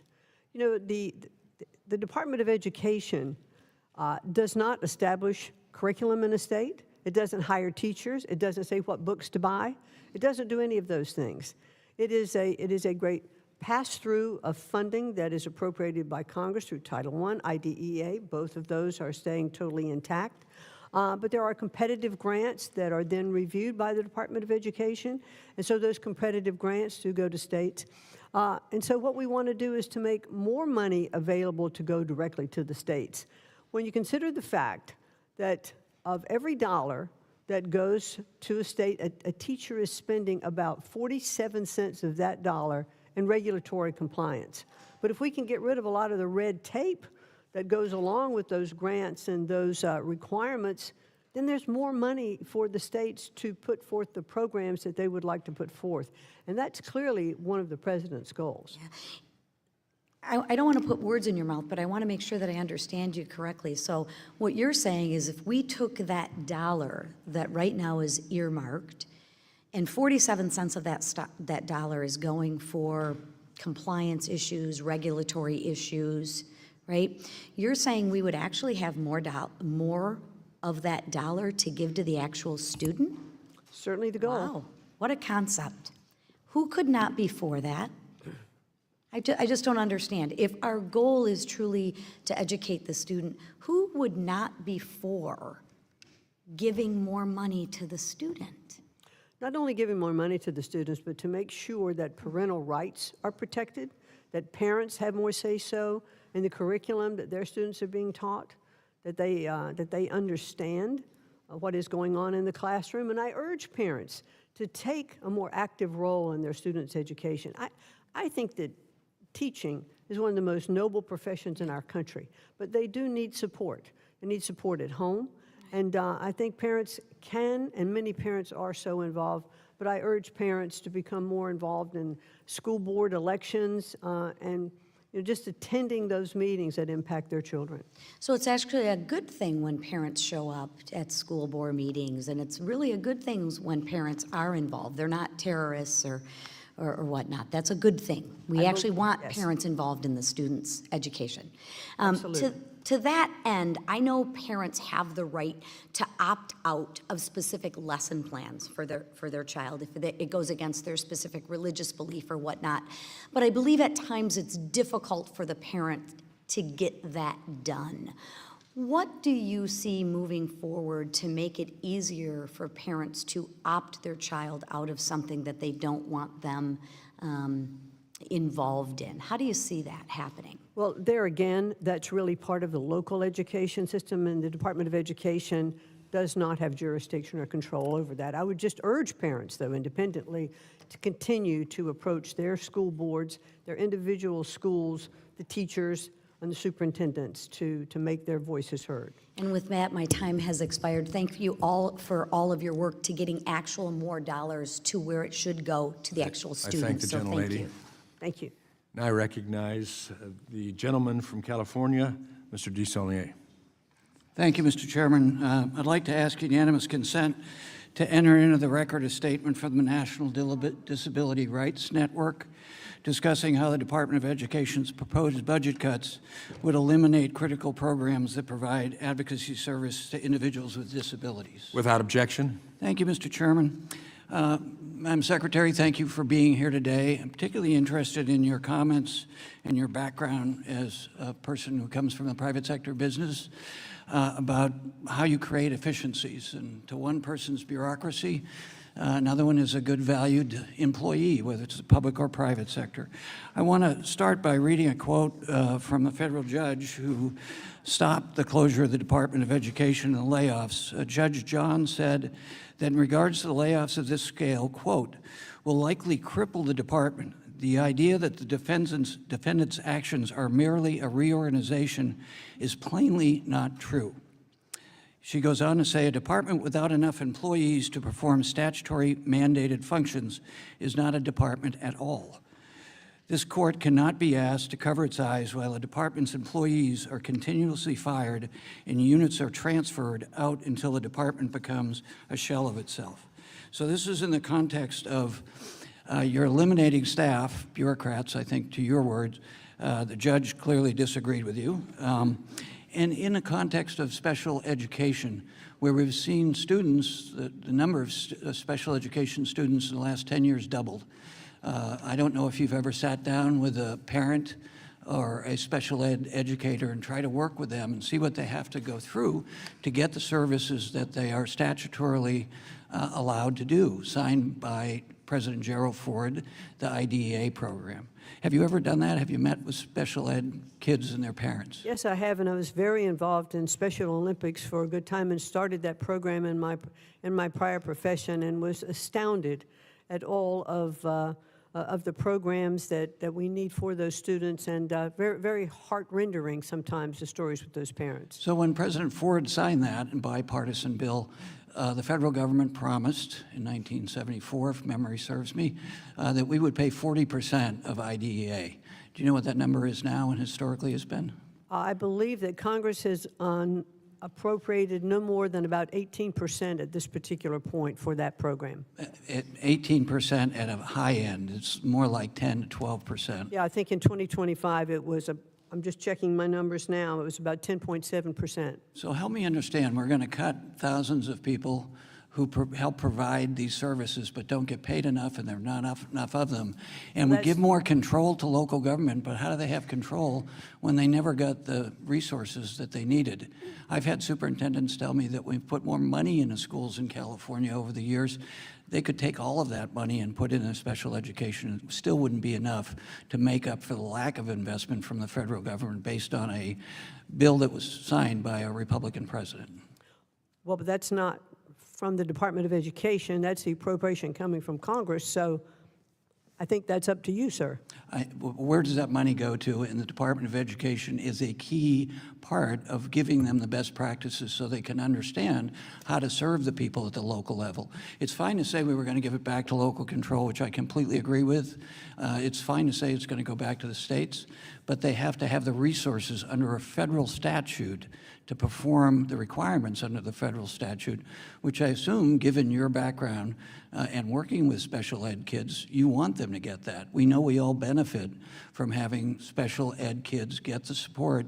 And specifically, does the department intend on eliminating, you talked about parent involvement, the congressionally mandated parent training and information centers? Are you going to continue to support those, and who's going to support those? Well, sir, as I said, the IDEA funding is level funded. There have been no cuts in that. It's going directly as it has before, so without changes from us. You know, having run businesses, I think we're just having a communication problem. How can you say your level of funding, but you're cutting staff and sending it back to local government without the funding? Seems like a contradiction to me, with all due respect. Wait, I don't know Madam what you Secretary. mean. I don't know what you mean by I'm cutting staff relative to states and how they are handling IDEA funding and how they are taking those dollars into their schools. The staff that we've cut, at Department of Education, let me just reiterate what I said before. We are totally in compliance with all of our statutory obligations. Oh, I'm told I have extra time because they messed up a clock. I'm sure it's a plot, Mr. Chairman, but I would love to continue the conversation. We clearly don't understand one another, and maybe I'm responsible for part of that. I don't understand, as a former business owner, how you can eliminate the Department of Education, or attempt to. Judge says you're not.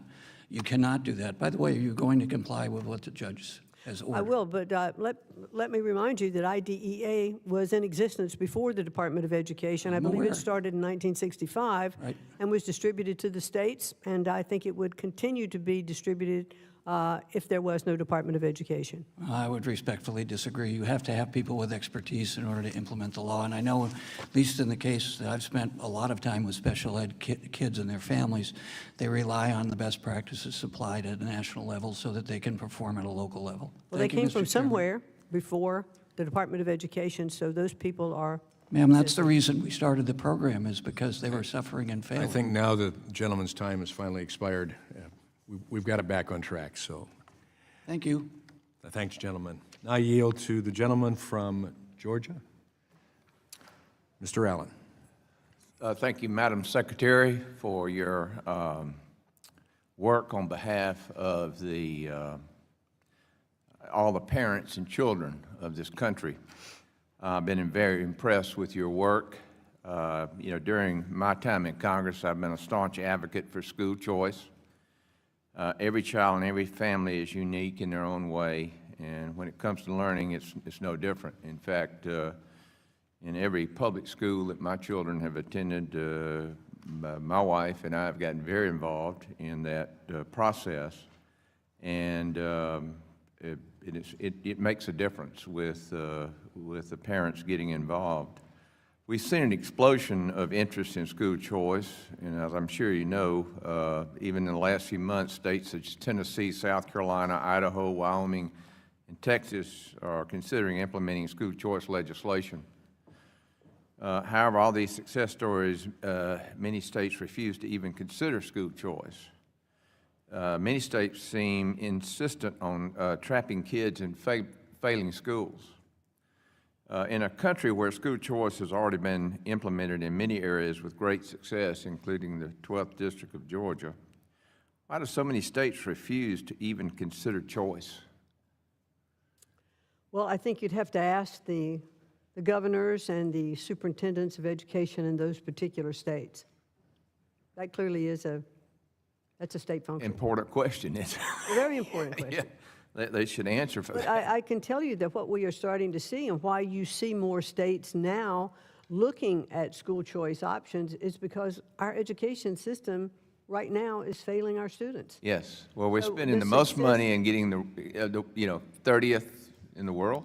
I mean, And so I think governors who are being innovative on their own are looking at different programs in their states, and they are seeing the success rates, returning to classical education in some states, where the science of reading has been so incredibly successful, like the Miracle of Mississippi that we've looked at.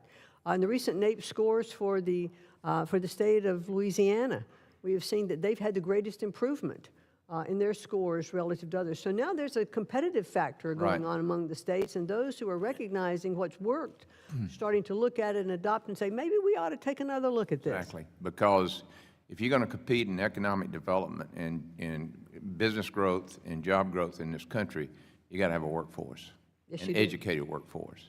And it's more important than ever because the workforce today is very technical and has to have a degree of education to deal with all of the digital aspects of production and everything else. As getting on to higher education, the cost of college continues to rise. It's imperative students graduating from high school know that there are many paths to a career, and not every career requires multiple degrees. Having built a small business, I have experienced firsthand how hard it is to find skilled and qualified workers. We got to bridge that gap, and I was proud to vote for the One Big Beautiful bill, which included two big Pell policies. First, the bill reinvested billions to close the current Pell shortfall. Second, it opened up Pell to high-quality short-term programs. Can you talk more about why this administration supports short-term Pell and what such a program would do for our workforce? Well, just, not everyone can afford even the 2-year community college. So short-term Pell Grants, which are 8 to 14 weeks, I believe, or 8 to 15 weeks, provide those opportunities to learn and gain a skill and get into the workforce much faster. It's good for employees, it's good for employers to get them into the economy faster. So the short-term your workforce Pell Grant, I'm a strong supporter of. Great. What changes, if any, do you believe need to be made to Perkins reauthorization to improve outcomes for students? Well, I just think that we have to have a better alignment, with the Perkins programs, with what our workforce innovation programs are. I just don't think they're aligned enough and we're holding them accountable enough for those. And I think we can close that gap because it's very worthwhile. Right, good. Well, I'm all with you on the competition among states. States compete for economic development, and states are paying closer attention to workforce development because it's critical as far as economic development. And thank you for your service to this country. Thank you, sir. I yield back. I thank the gentleman. I now recognize the new member of the committee for a first round of questioning on this committee, Representative Ansari. Thank you so much for being here, Secretary McMahon. I agree that for many students in America, our education system is absolutely failing them. This is especially true for low-income families and for folks in rural communities. But that's not because of too much federal oversight or the DEI policies like your administration claims.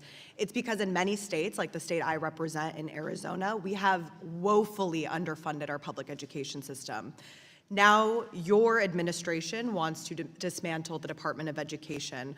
I'm wondering if you can respond briefly. Do you believe there is a constitutional or operational path to eliminating the Department of Education?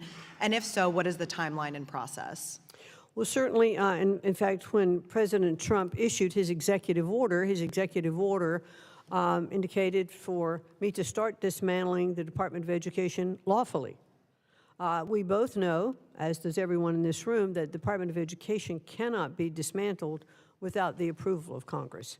And so that would be the path we would have to take. And I said in my confirmation hearing that I wanted to work with Congress so that we could arrive at a good plan to show how what the Department of Education is doing could be handled with other agencies, and that we could see improvements for education throughout the country.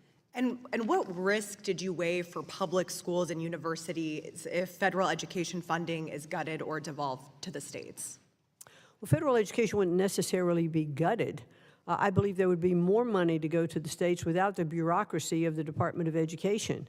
When you think about how many people there are at the department, and some of those services can be handled by other agencies, there would be less money taken out of the overall budget, more money to be available to go to the states. So here's the thing, Madam Secretary, and why I strongly believe that you're wrong. One big risk I see right off the bat is that some states, again, the state I represent, Arizona, have an abysmal track record of managing education. Last year, Arizona was dead last in a national list of the best states for public education. We have some of the lowest teacher salaries, low test scores, and the highest student-to-teacher ratio in the country.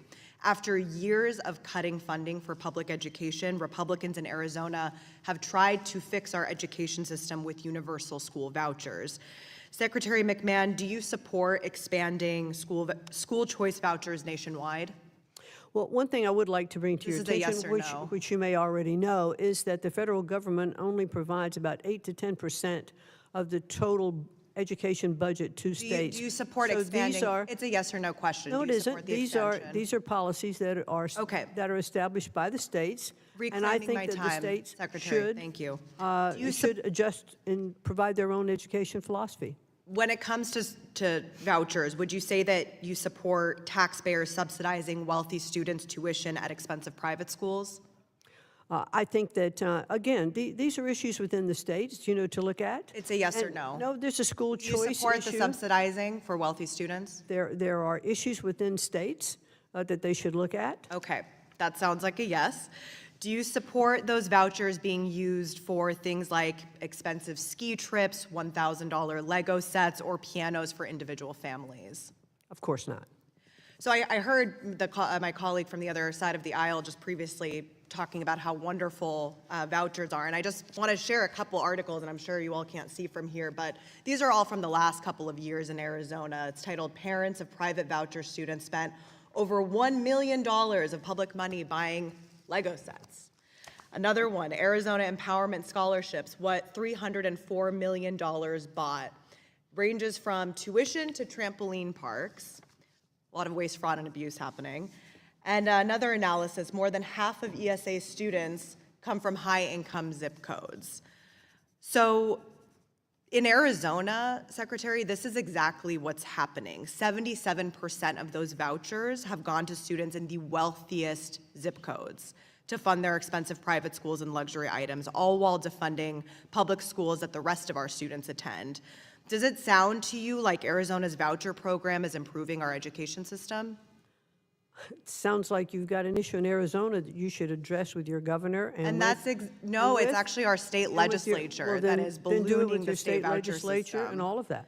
So in That's a state Arizona, issue. the That's a issue state has been a issue. disaster, and this is exactly why a federal Department of Education is so vital. School vouchers have decimated our budget by $1 billion, again, Republican-controlled state legislature for, I think, 60-some years, costing taxpayers way more than simply raising school funding would have. So you have a clear test case in Arizona, which has failed miserably. I'm not sure why we would want to subject the rest of the country to the same problems. The gentlelady's time has expired. Yields back, and I recognize the gentlewoman from Illinois, Ms. Miller. Well, good morning, Secretary McMahon, and thank you for the great work that you and President Trump are doing to reform the Department of Education. The last 4 years under the Biden administration have been a disaster for the public education system, for parental rights, and for student safety.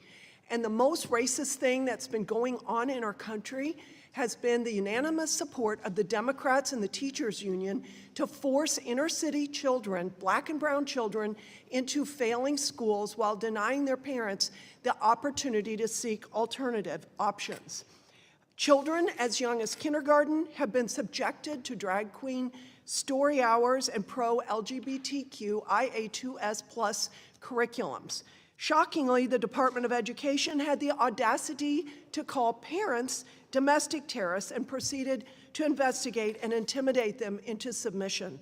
Scott Smith was arrested. State Department of Education. The Biden Department of Education. The Biden Department. Yes.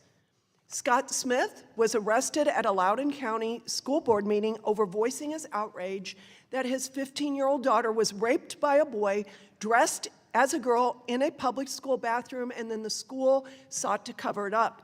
Now, after being soundly defeated last November, Democrats in states like Maine, California, and my home state of Illinois continue to defy federal law by forcing our girls to compete against biological men and change with them in locker rooms. Thankfully, President Trump and yourself are taking action to stop this madness and are striving toward the ultimate goal of returning education to the states and to the parents where it belongs. So, Madam Secretary, thank you for your recent response to my letters addressing Title IX violations in Dearborn and Naperville, Illinois. Could you please elaborate on what the Department of Education is doing to investigate similar violations in other school districts and whether their federal funding will be rescinded for failing to comply with federal law? Thank you very much. And we are indeed investigating many cases that come up under Title IX. I mean, I was informed, I think it was yesterday, that in Colorado there was as part of the public school system on school trips, that there were boys sleeping perhaps in beds,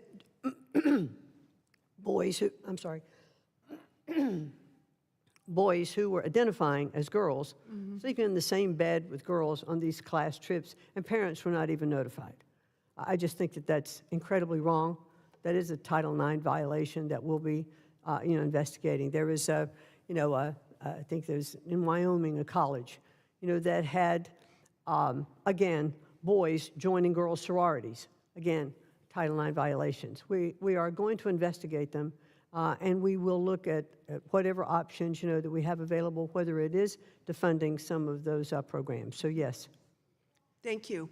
And thank you for fighting hard for school choice.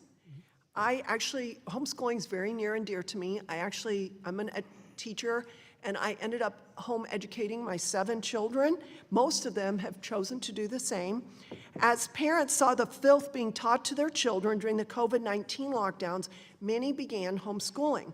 Recently, Democrat-run states like Illinois are seeking to significantly limit the right of parents to home educate their children. What can the Department of Education do to ensure that this fundamental right is protected?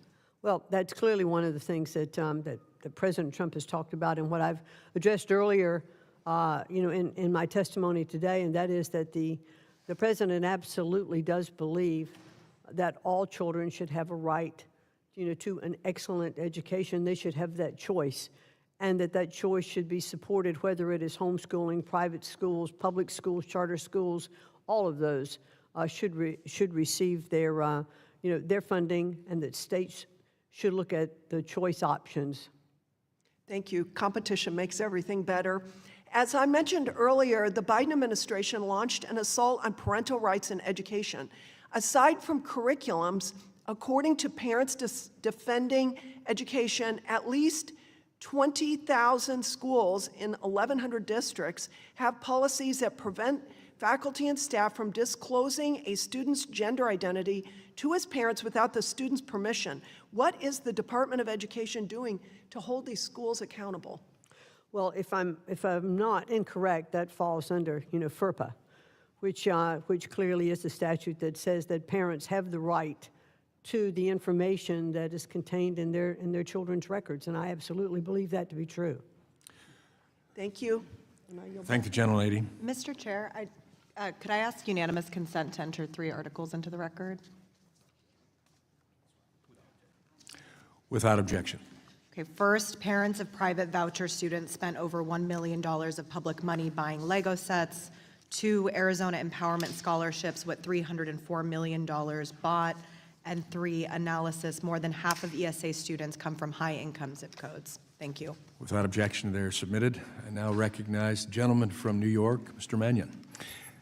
Thank you, Mr. Chair, and thank you, Secretary McMahon. Today's hearing is an important one. Since the start of the administration, students, families, and educators across the country have been incredibly concerned about the direction that you and the President are attempting to take, both in K-12 and higher education, and your attempts to weaken or close the Department of Education are acts of recklessness and have already done significant damage. There's a lot I'd like to ask about, but in your fiscal year 26 budget request, I want to discuss programs serving students with disabilities. Your budget recommends consolidating 7 programs under the IDEA into a single block grant to states. So you're specifically talking about eliminating special education programs for preschools, teacher preparation, parent information centers, technical assistance, and educational technology. I was a teacher of AP biology and chemistry and 15-to-1 living environment. I'm also the parent of a student with a disability. And I acknowledge that you intend to maintain the overall funding level for IDEA under this consolidated grant. But structure matters. These programs were created independently for a very good reason, to ensure proper oversight, to serve different populations, and to meet the full range of needs for students with disabilities. Madam Secretary, how can you assure us that states will maintain sufficient support for all of these critical areas like preschool special education and parental assistance if the federal government no longer requires them to do so under separate targeted programs? Well, I think funding under the Grants to States program would continue to be allocated to the states and LEAs in accordance with Section 611. So that will remain. What we found is that we have so many of these different diverse programs, and if there are I think there's 6 of them in total, that would come under a block grant, and states would have greater flexibility in terms of making sure that that IDEA funding went to where it should be. You know, the whole, I'm sure you know probably better than anyone, or as well as anyone, that the process of writing grants, the people you have to hire, the strings that are attached, you know, when individual grants, you know, do come in, is really burdensome and expensive. And so the hope is, and the goal is, that by giving this in terms of the one grant bucket, if you will, that there are less strings attached and it affords greater flexibility for states to put that money where it's needed. If a school district does not follow the proper mechanisms for administering that grant for the students to receive the individualized services that they need, is there any specific accountability measures that will occur coming out of the Department of Education or any other federal government agency? Well, there's always the opportunity of defunding. We don't want to take, you know, any of the tools off the table, but I would like, if there is a specific question, I would always want to look into that and to find out exactly, well, we'd always investigate. You know, if there are reports that this is not being spent the way it's supposed, we'd always investigate. There's been a lot of discussion and questions regarding parental access and parental input.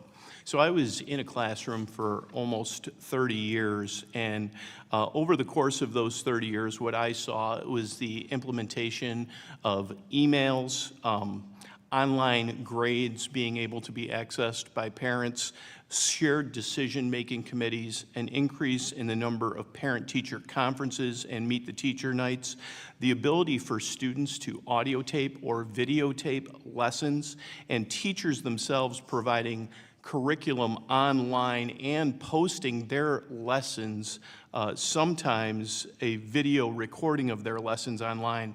So is it your opinion that over the course of those 30 years that parents have less access to information about their students' education?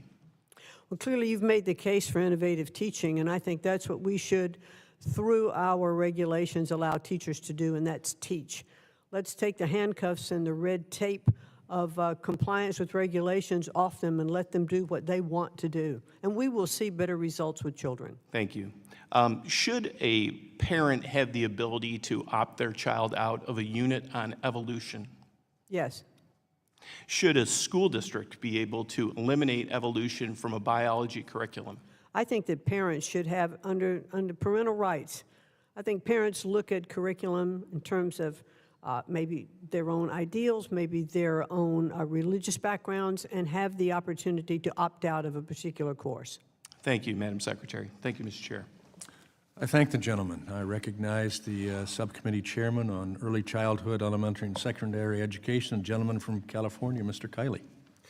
Hello, Secretary McMahon. It was just 5 months ago that we had a Secretary of Education who was an enthusiastic supporter of shutting down schools during COVID, who was an enthusiastic supporter of forcing 2-year-olds to wear masks, who actually encouraged school districts, K-12 schools, to adopt COVID vaccine mandates.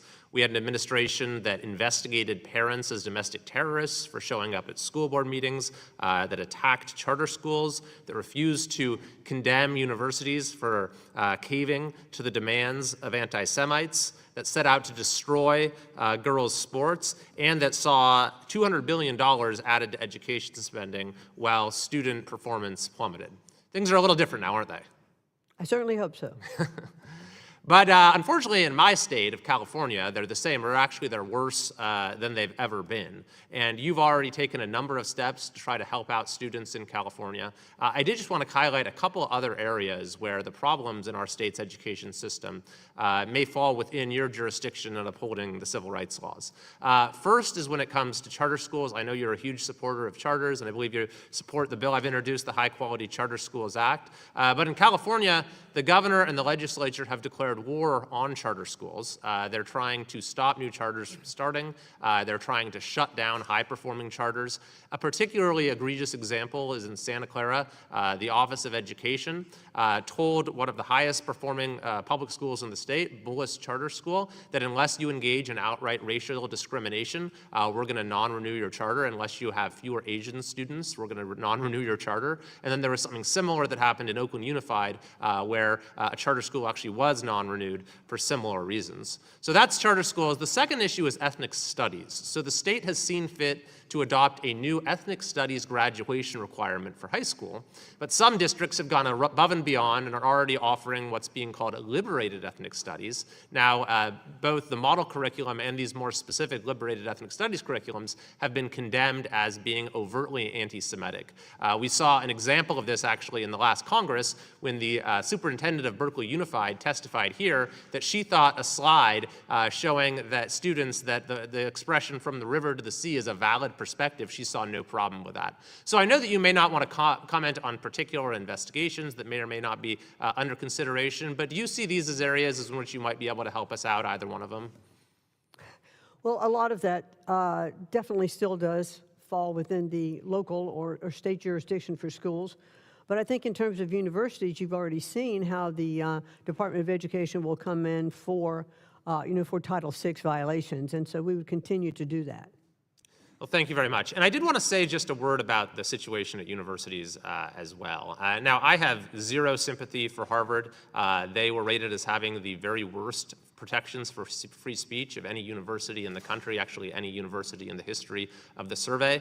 And then when it came to anti-Semitism, I think it's actually underappreciated, the horrors that happened on that campus. We've heard from Jewish students at that university here who have testified how they were afraid to leave their dorms, how if they did, they were harassed, they were physically assaulted. You had pro-Hamas thugs who would follow them to class and monitor their movements. All the while, the university failed to protect them, instead catering to the demands of their tormentors. So I have very little sympathy for the university, and I think when they say, oh, well, we've changed some things, or we did a task force, clearly inadequate. What happened on that campus, reviving one of the most, perhaps, retrograde and ancient prejudice in world history and becoming a hotbed for it on their campus, that reflects a fundamental sickness that requires fundamental reform. So I think that what the administration is doing is absolutely necessary.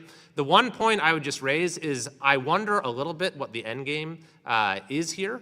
Our universities have had a lot of problems in recent years and decades. They cost too much. They deliver too little value to students, and they've incubated a lot of the problems we have more broadly as a country.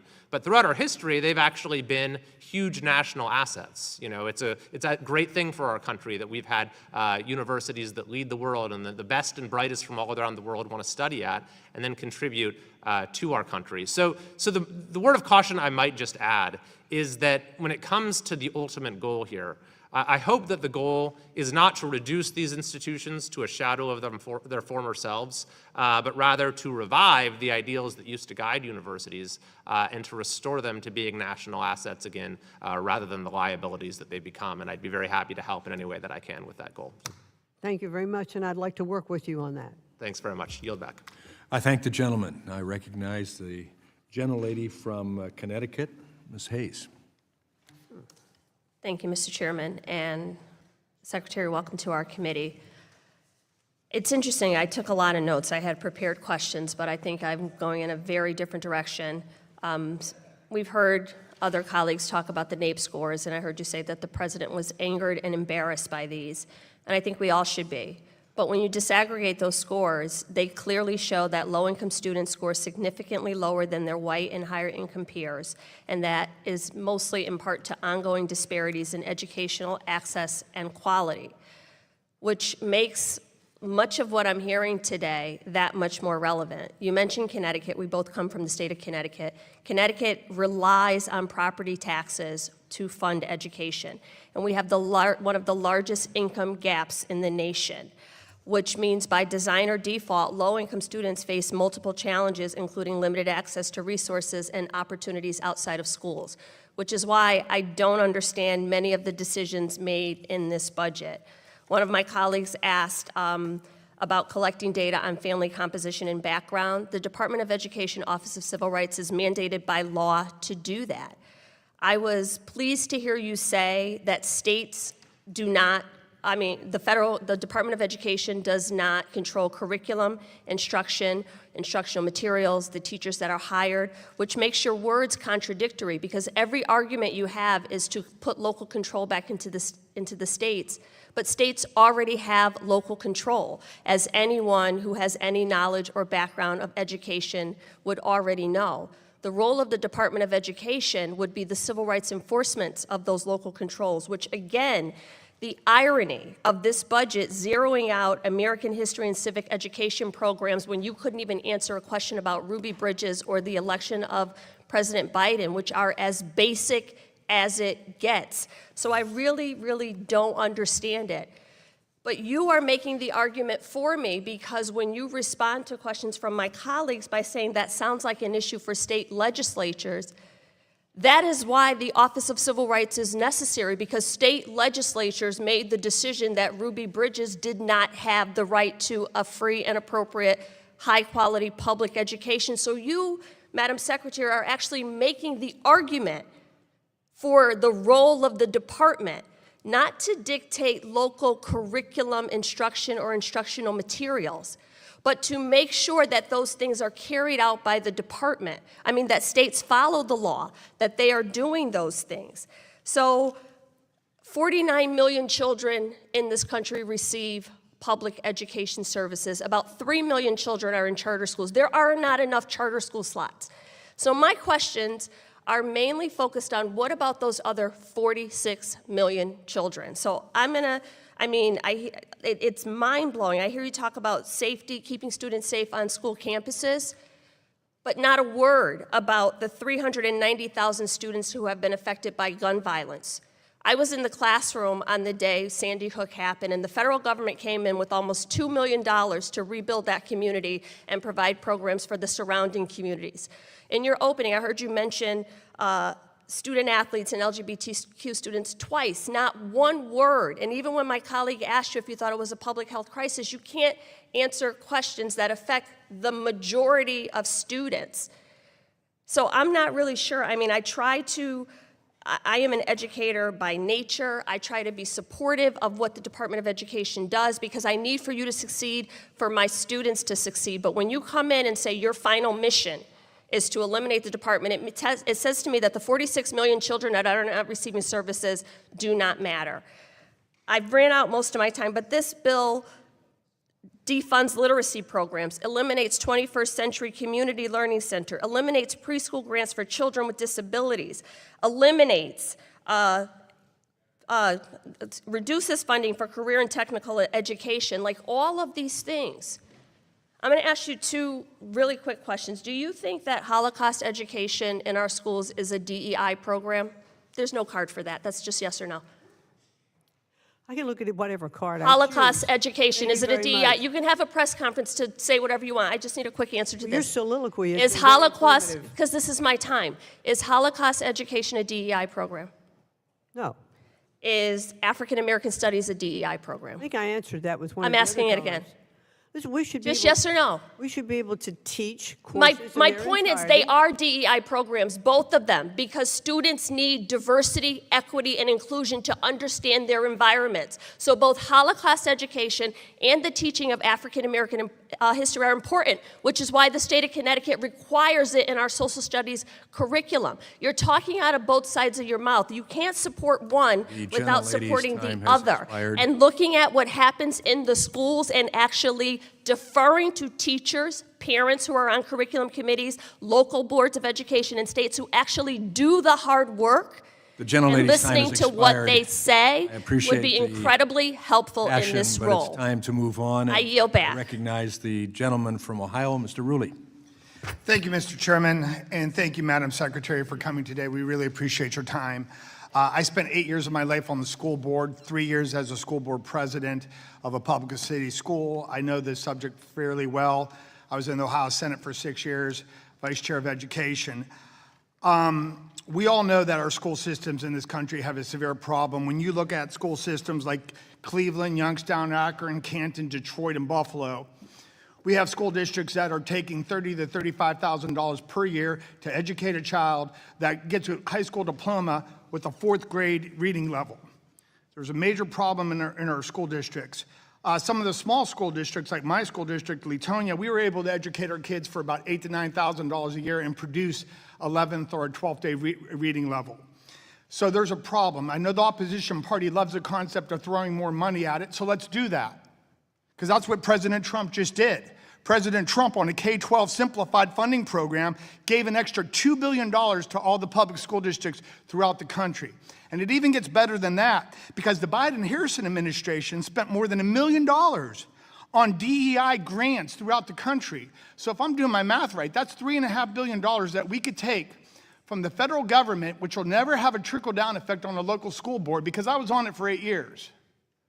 So whenever you hang out with the treasurer of a local public school board, they're petrified to see what's going on with the federal funding. Where is it going? And the opposition party thinks it's so romantic that the money stays here in Washington, instead of ever going to the grassroots home rule effect. So in Ohio, we love home rule. So I'm excited to see these extra billions of dollars coming back to the local school districts. So Madam Secretary, my question would be, now that President Trump is giving back funding to the states and more efficiently, what results do you expect that American students could produce in the next 4 years under the Trump administration? Well, it's certainly my hope that as we look at states being more focused and having the authority for more choice in education, that we're going to see our scores go up. But, you know, we have to have dedicated teachers, which I believe we do. And I think we need to take the handcuffs off our teachers so that they have the ability to be innovative in their classrooms. I think if we look at some of the programs that have been successful in other states, as I mentioned earlier, return to the science of reading and look at how phonics has made such a difference in getting back to some of that same kind of curriculum that we used to have. I've seen it work in schools. I have visited schools where they're doing that more classical education. So what I would like to see, and I hope we will see, and I think we will see, are state departments of education adopting more of those kinds of programs to make sure that, A, we get literacy in place, that we also have the ability to have school choice, and that states totally take this funding that is coming to them and see the areas of where they need to focus more of their dollars and direct that spending into those areas. I love those words. In particular, in the state of Ohio, our Speaker of the House, Matt Huffman, and I did a lot of ed choice programs in the state. And this is coming from a guy, I'm a graduate of a public school board member, 8 years of a public school. But we created a voucher program, which helps urban kids more than anything else.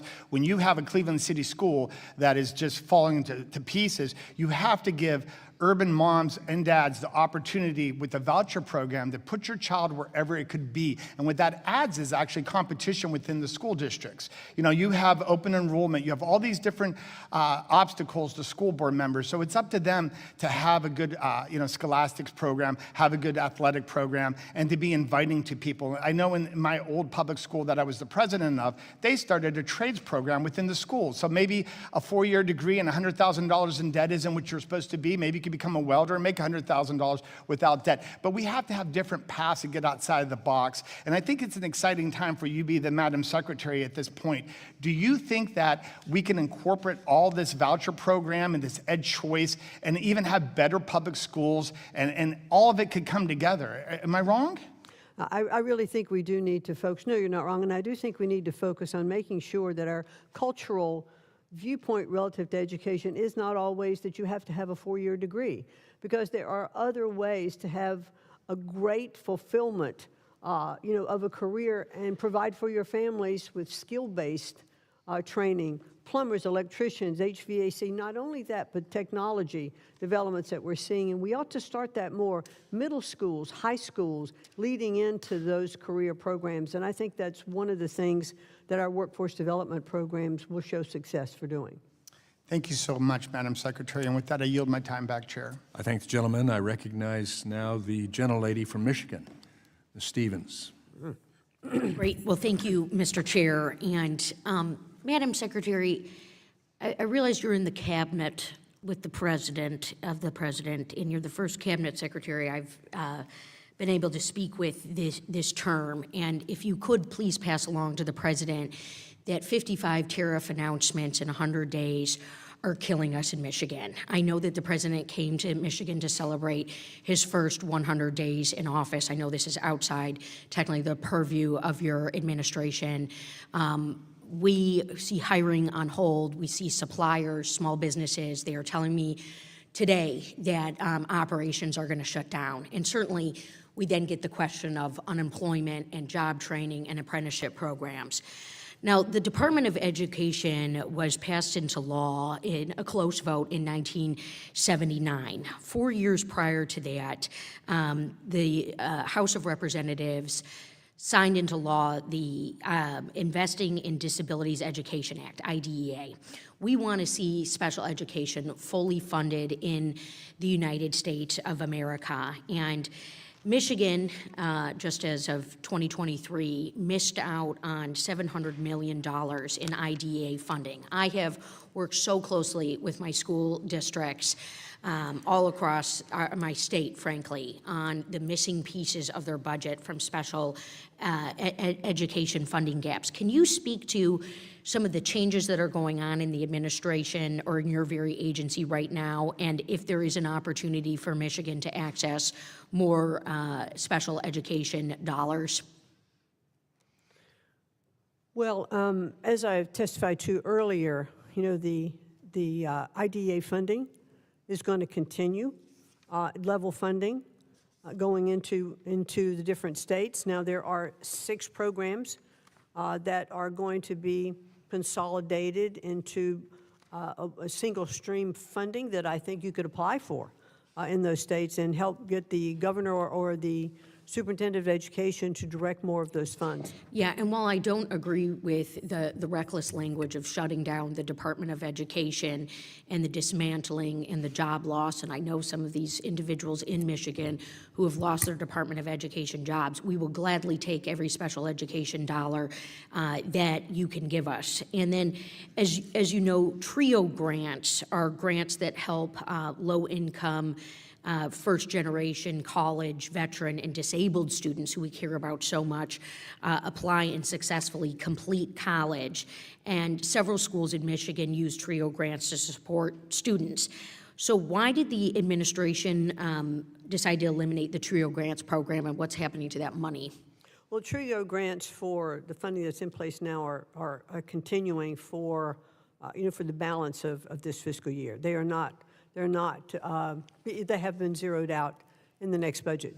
What we found with TRIO and looking at, and hey, I think, I've heard testimony, I heard a couple of senators even yesterday say that they know people that benefited from TRIO, and I'm sure that there are many people who have, but there are other programs in place that would also help students who are now being benefited by TRIO. We also found out that the TRIO programs, they've been put through with a lot of heavy lobbying, and the Department of Education really doesn't have the ability to go in and assess total accountability, and that's how it's written. Yeah. Well, if that's the case too, we can look at expanding Pell, which many of us, support. We need to see Pell Grant expanded. We obviously want to continue to that discussion with you and on the record. But with my remaining time, and as you are a cabinet secretary for the second time in a row in the administration of President Donald J. Trump, please just know we are competing with China. We are competing on a world stage, and a place where I am so privileged to call home is right in the middle of that competition. We need these engineering jobs. We need these apprenticeship programs. We certainly want to see our government function to the best of its ability and deliver the standards and dare I say, the efficiency that our taxpayers pay into.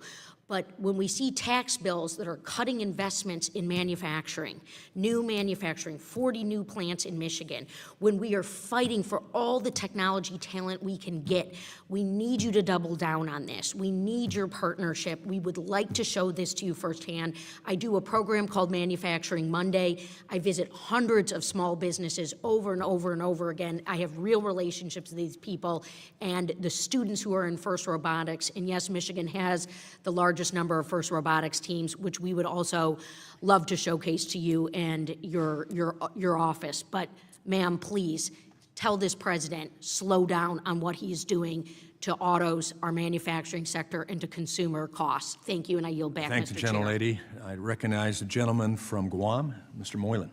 Thank you, Mr. Chairman, Madam Secretary.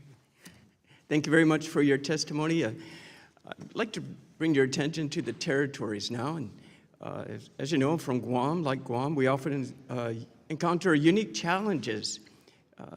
We have small economics, and we have geographical isolation. It takes me 20 hours to fly back home, door to door. Plus, you change the date line. In fact, I think it's like 2:30 or so in the morning tomorrow in Guam. So we're way out there. We also have devastating natural disasters. We just won't go through super typhoons. It's like a gigantic tornado happening in some of the states, but it hovers over the entire island.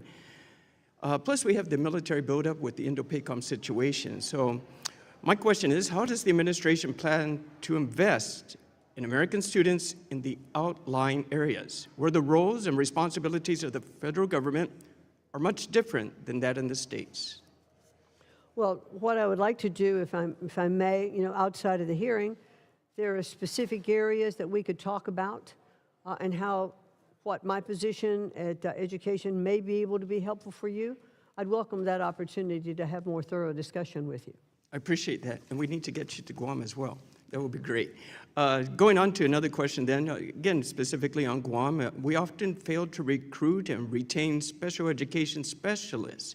I understand that's nationwide, but making it burdensome for our special needs students to attend public and even charter schools. So how can this administration support Guam in addressing these gaps? Again, that really is more local use of funding and not controlled by the Department of Education. When we get to our meeting, we'll also discuss how often we face financial hardships in the island when it comes to infrastructure improvements, and academic competitiveness. How does this administration plan to invest and uplift these students? Another concern of mine for the islands and many of the territories. Yeah. Again, I look forward to our meeting to discuss those. Okay. Let's see. Okay, just finally, another one for our topics of discussion. As you're aware, Guam often struggles with the needed infrastructure upgrades. Our storms and our cost of getting materials to the island is tremendous.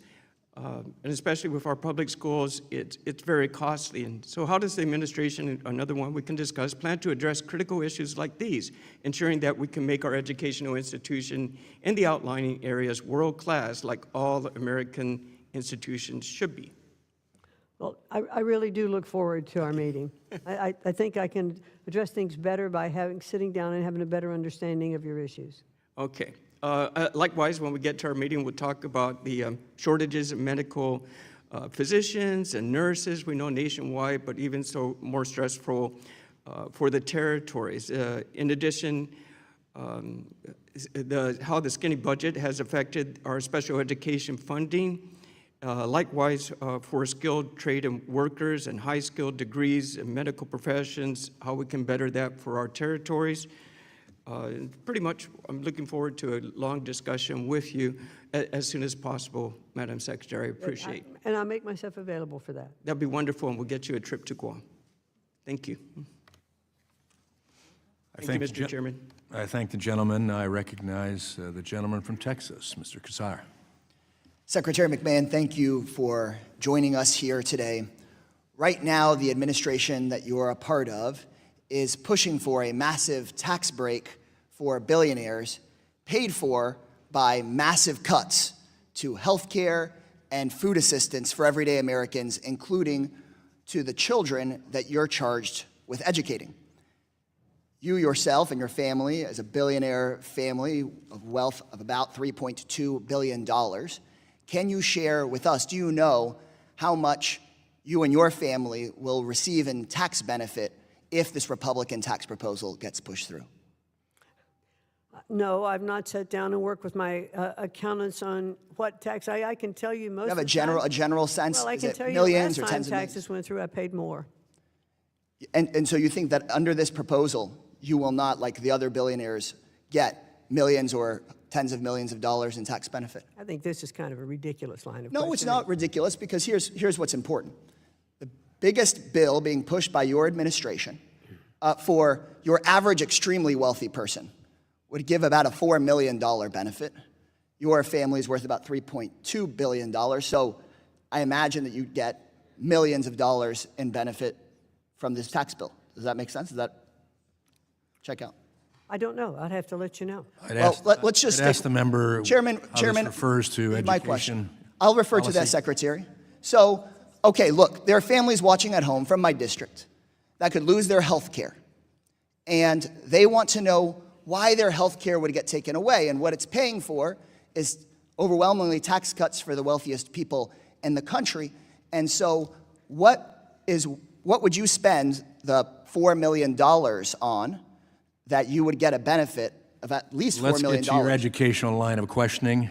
What would those that we families deal with in this committee? What would those families who lose their health care, who are watching, what would you spend the $4 million on that's worth more than their health care?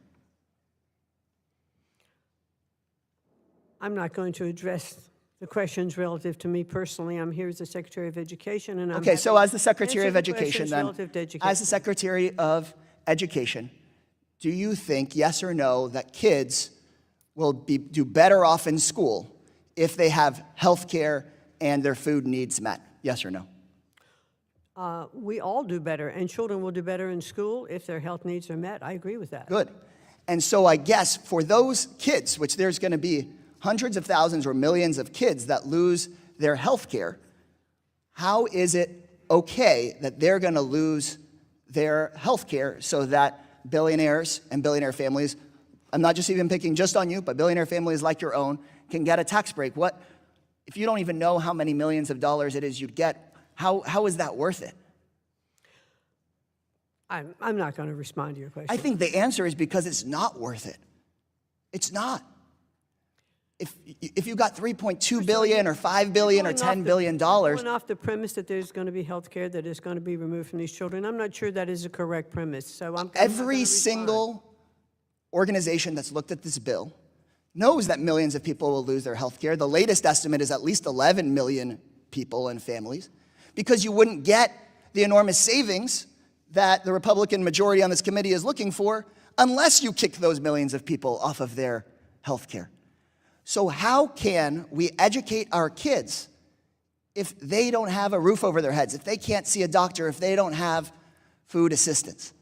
So I'll ask you, do you think it's right for kids to not have food to eat at home before they go to class in order to make sure that a billionaire that doesn't even know how many more millions of dollars they're going to get could just get a few million more?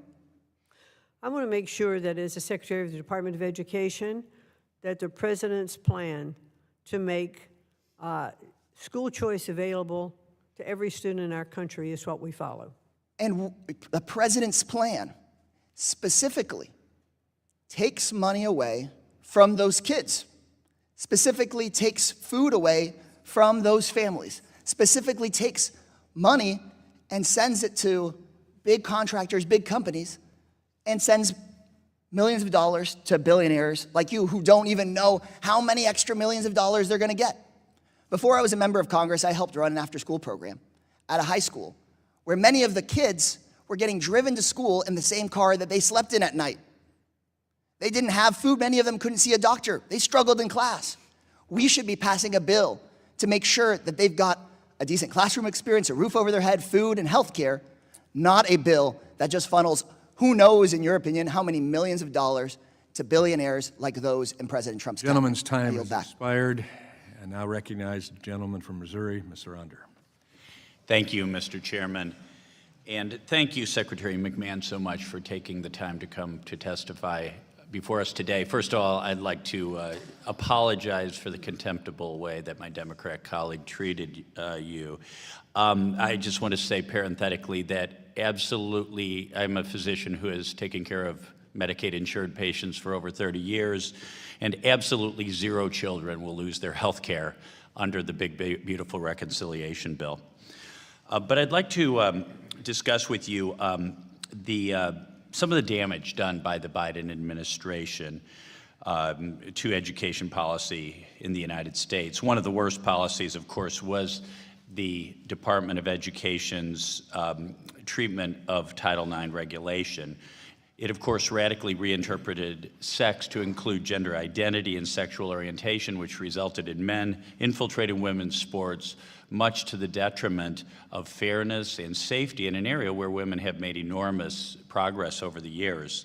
Thankfully, a federal court vacated that regulation earlier this year. But there was another aspect of Biden's Title IX regulation that was also damaging but didn't receive as much attention, and that is the erosion of due process during Title IX adjudication of misconduct on campus. The Biden administration uniformly lowered the evidence standard required for a student to be convicted of misconduct in such an adjudication. This is serious, and federal courts have found that some students were wrongfully disciplined or even expelled in that process. The Trump administration has worked to improve this situation, preserving the integrity of the process for sexual misconduct victims, and at the same time discouraging false accusations, because if false accusations are tolerated, it weakens the voice of actual victims. I believe we need a permanent legislative solution to protect victims of misconduct and those accused, as opposed to ping-ponging back and forth with changes in administration. Unfortunately, the Biden administration was not alone in disrespecting the Title IX due process rights over the years. After a Title IX adjudication that occurred after Oberlin College changed its school's procedures, the Sixth Circuit of the U.S. Court of Appeals strongly reprimanded the college, noting that in this country, we determine guilt or innocence individually rather than collectively based on one's identification with some demographic group, and concluded the institution's expulsion of a student was arguably inexplicable. A similar case out of Purdue University, where the university refused to allow the accused to see the evidence against him. Secretary McMahon, could you talk about the efforts of the department to ensure that education and educational institutions know their obligations under Title IX to protect the due process rights of their students as well as the victims of misconduct? Well, certainly I think this administration has shown that it is absolutely committed, to protecting Title IX, not only with keeping men out of women's sports, because we do know that women are absolutely girls and women are absolutely put at a disadvantage when men are allowed to compete, just simply because they can miss scholastic opportunities as well as for their own personal safety. Right. So I absolutely believe that we're correct in enforcing those Title IX efforts, and the President has issued an executive order to that effect as well as the fact that I do believe that it is covered under Title IX. Yeah. So, and the due process portion at our universities, I think, is very important that we continue to look at that to make sure, as you said, that victims and those who are accused are protected under due process. No, I think that's correct, and I think too many times these Title IX adjudications are run by folks of a DEI bent, and many times there can be a guilty until proven innocent assumption and a lack of due process. So I thank you and of course the Trump administration for your commitment to restoring Title IX to its original purpose, as opposed to being weaponized for ideological political ends. Thank you so much for being before us here today, Madam Secretary. I yield back. I thank the gentleman. I recognize now the gentlelady from Minnesota, Ms. Omar. Thank you, Chairman, and thank you, Madam Secretary, for being here with us. Is it fair to assume that you are aware that when a student loan borrower is defrauded by a school, that there is a provision in law called the borrower defense? Yes, I am. Okay. It is a straightforward concept. A student should not be forced to repay loans to schools that lied to them.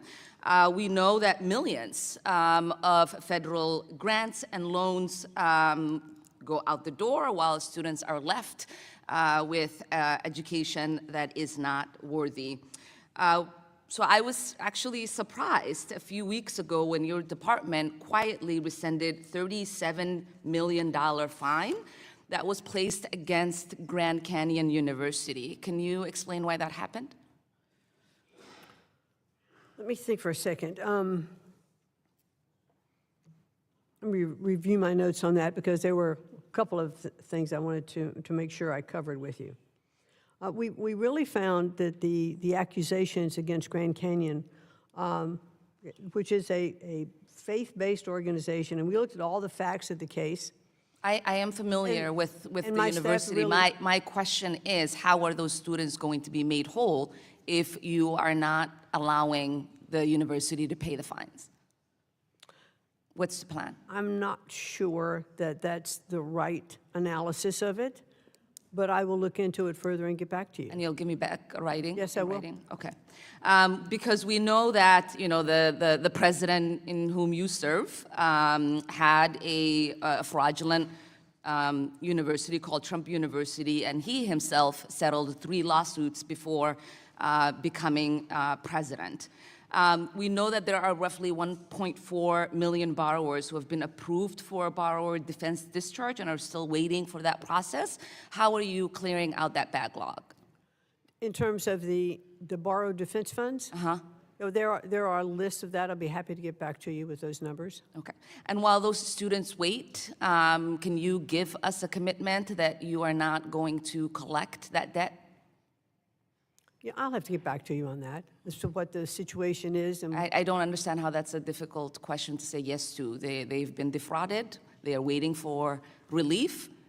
While they wait for their relief, Well, if they shouldn't have to pay back that debt. Well, if they've been defrauded and it's been adjudicated that they've been defrauded, then I will get back to you as to what the time frame is and why there's a holdup if there is. Okay. I'm not sure as I sit here right now. Wonderful. There was, I know that you've been questioned a lot on IDEA and its funding. I won't re-litigate those questions. I just have 2 particular questions to address, or 2 areas to address. We know that the IDEA, that you have gotten rid of the legal team that guides the states in implementation. How are you going to rectify that? I don't know what you mean by we've gotten rid of the legal team. We have had some reduction in force of There was a members. firing of the entire legal team. Well, we have other lawyers in place at the Department of Education, and we are The fully. entire we are team full- that that's- was for IDEA has been fired. So how are you addressing that? Because we have other lawyers who are in place that can handle those things. And as I mentioned before, we have not missed any of our statutory requirements. Well, I do believe that that firing hurts the implementation. We also know that you have gutted the Office of Civil Rights when there is already investigation backlog. How are you going to fix the discrimination claim cases that are out there?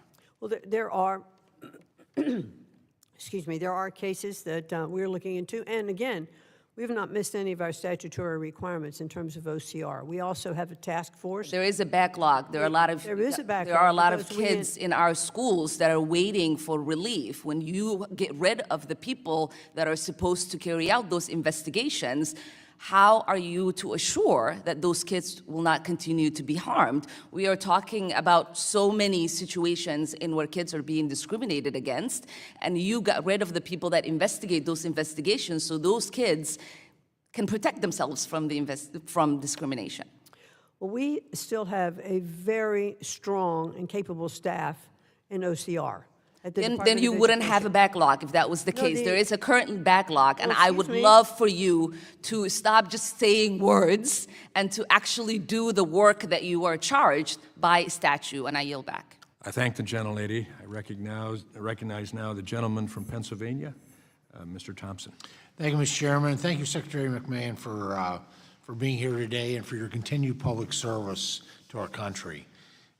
As you likely know, I've co-chaired the Bipartisan Career and Technical Education Caucus for more than a decade, and I'm proud to be the champion for CTE here on the Hill, alongside my good friend, Congresswoman Bonamici. Madam Secretary, during your confirmation hearing, I was glad to hear about your commitment to providing more alternative pathways to traditional four-year degrees, leaning on career and technical education to help achieve that goal. As the author of the Strengthening Career and Technical Education for the 21st Century Act, signed into law by President Trump in 2018, I'm thrilled to see the growth and the success of these programs. Typically, when I visit these programs today, I see waiting lists.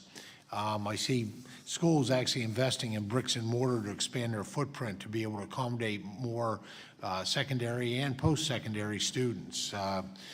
Really working to restore rungs in the ladder of opportunity for so many. Today, a record nearly 12.5 million students nationwide, a number that has continued to grow since 2018, are served in career and technical education programs. At the secondary level, students are graduating from CTE pathways at an amazing 96% rate, far higher than the national average. High school CTE concentrators are also more likely to be employed full-time and have higher earnings 8 years post-graduation than their counterparts. Great pathway to success in life. Madam Secretary, would you agree that CTE programs help incentivize workforce and skills development? Yes, I do. Yeah, the reason that we obviously know this information is and can track the CTE success and made positive reforms in 2018 was because of the data. Without good data, it's hard to make good decisions as members of Congress. Now, I've written about this issue to you before, but I'm still concerned about the department's decision to cancel the National Evaluation of Career and Technical Education under Perkins. This 5-year evaluation was mandated by law in Perkins 5. It was set to be completed this year as Congress begins our work to reauthorize Perkins. It's time to do Perkins 6 here, reauthorization time. And when you reauthorize, you want to refine, you want to improve, you want to maximize opportunities. We need data to do that. It's better to educate or to legislate based on data, not emotion. So, Madam Secretary, how does the department plan to ensure there's still a national level evaluation infrastructure in place to support evidence-based policymaking in CTE while not losing the nearly 5 years worth of data that's already been collected? Well, we're going to continue to collect the data that we need to collect, and we want to make sure that the Perkins program is, I think as Congress, we want to provide to you the best data that is possible. So we have made some changes in some of the educational data collecting that we are doing. I'm not sure, as I sit here at this moment, if that's really pertinent to the Perkins data so much as it was the NAEP scoring and other educational policies. And I'd like to get back to you after I clarify that. Yeah, that'd be great, and I look forward to working with you, because it would cause me concern that on year 6 of collecting that data, we use a different methodology. I mean, we need consistency, right? In terms of data, consistency is important in the statistical collection of data. So, quite frankly, I look forward to working with you, because we need to go back and finish the process the way we legislate it and the way we did the first 5 years. I think that'll set us up nicely for doing a great Perkins 6 reauthorization. You know, additionally, the administration's FY 2026 budget proposes reprioritizing CTE grants so that they only support middle and high school students at the district level. However, under current law, states are explicitly granted the flexibility to decide how to best split their CTE resources between secondary and post-secondary systems, as post-secondary CTE programs continue to provide valuable pathways for learners of all ages. And these are incredible programs that I take every opportunity to be able to visit those, to see the fruits of the legislative work that I did with President Trump under Trump 45. With the modernizing career and technical education for the 21st century. Can you explain why the administration is seeking to limit CTE funds to K-12, despite Perkins law explicitly supporting student transitions beyond high school, including into apprenticeship and other post-secondary pathways? Yeah, another area that I look forward to working personally with you on. Thank you. I'd look forward to that as well. I know the president is certainly, and the budget supports the directive of the president's executive order, preparing Americans for high-paying, skilled jobs, and that's one of the things that we'd like to focus on as well. That'd be great. The action by the department was kind of contrary to that. Very familiar with that executive. Gentleman's time has expired. Oh. I thank the gentleman. Thank you. Secretary. I now recognize the gentleman from North Carolina, Mr. Harris. Well, thank you, Mr. Chairman, and thank you, Madam Secretary, for being here and for your patience and endurance throughout this hearing. There's been a lot said about the closing of the Department of Education and the activities that are being ensued. But, Madam Secretary, I want to ask you, is education mentioned in our Constitution? I don't believe it is in terms of directives or agencies mentioned in the Constitution. Correct. Our 10th Amendment says that the powers not delegated to the federal government by the Constitution are reserved to who exactly? States. The states and the people. Yes. And my wife teaches 8th grade U.S. history, and I think even her 8th graders can piece together that if it's not mentioned in the Constitution, it must fall to the states and to the people. Sadly, some of our federal judges need to go back to the 8th grade and have that kind of class. Let me ask you this. Do you think a single district judge should be able to stop the constitutional actions of a president? Well, I certainly think that is a question now that is before the courts, and is being, I think it will be properly adjudicated.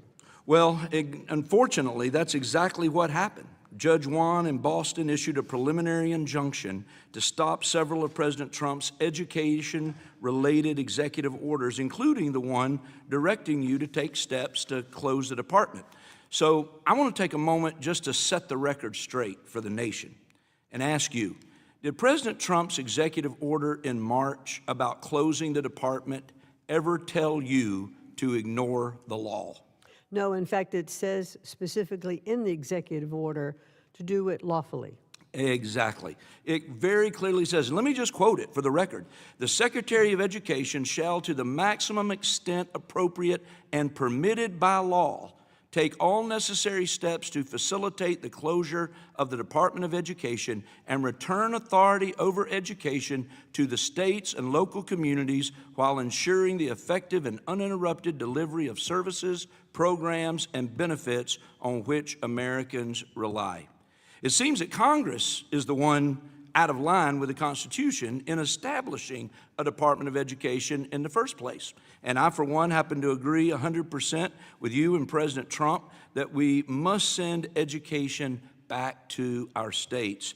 But that process doesn't mean ignoring the laws on the books. So what steps have you taken to follow the Constitution and carry out President Trump's lawful order to move the Department of Education toward closure? Well, what I've said from the beginning, in fact, in my confirmation hearing, when I was asked specifically, I said I would like to work with Congress as we look at the plans for shutting down the Department of Education and which of those agencies can carry out the obligations that are currently now funneling through the Department of Education. So it was always my goal, and will continue to be my goal, as I know it will take congressional action to close the Department of Education, to work with Congress to do that. So are there any specific needs from Congress that you have that you would ask us to help in accomplishing your task? I think they will come as we want to sit down, as we lay out more the plan and the timeline, you know, for where we think different agencies could accommodate the role right now of the Department of Education. Okay. On another subject, Madam Secretary, do you agree that it is a privilege for foreign students to attend American universities and not a right? I do think it is a privilege. And do you agree that it's a privilege for universities to enroll foreign students, not a right? I think the right, the education here in our country, I mean, I think it is a privilege for those foreign students to come and attend our universities. And do you agree that the safety of American students should be a top priority, especially when considering who to let on campus? Yes, I do. Well, recently, the Department of State announced a temporary pause in interviews for student visas with plans to update the policies on screening, even social media for applicants. And this comes after we've seen just the incredible rise in the violent and anti-Semitic protest on college campuses across the nation. And I want to ask you in just a closing seconds, has your department noticed a connection between schools that fail to follow the law and report foreign donations and the prevalence of anti-Semitism on campuses? Well, one of the things that we've asked, in fact, this is exactly one of the issues that came up with Harvard. So we are looking at all universities now and investigating to make sure that under that Section 117, they are, as they are required, reporting the amounts and sources of those donations to the universities. Excellent. Well, thank you so much again for the work that you're doing. And Mr. Chairman, with that, I yield back my time. I thank the gentleman. I recognize my friend, the ranking member, representative from Virginia, Mr. Scott. Thank you, and thank you, Madam Secretary, for being with us today. I have a lot of questions, and hopefully I can get some quick answers. I try to phrase them in a way that they can get some quick answers. Do you intend to comply with the May 22nd court order?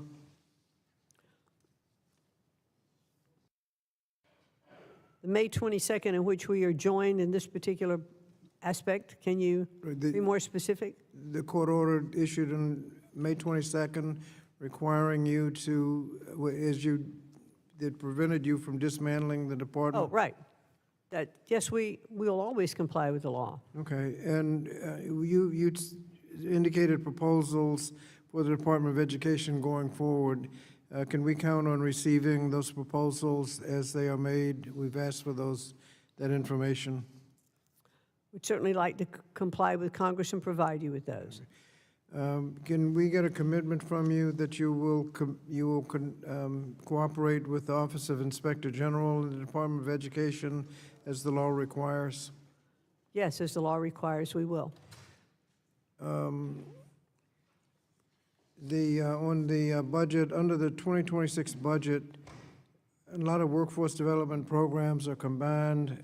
When the dust settles, do we understand that there will be about a 33% cut in workforce development programs? We are looking at workforce development and wanting to make sure that it's treated fairly. You know, right now, the United States government is paying, well, taxpayers are footing the bill for about 75% of that, and we want to reverse that. We want the businesses or the universities to pay the 75%, and taxpayers would pay the 25%. So I think that's a better proposal for workforce development. Do I understand that to be a yes? It's about a 33% cut?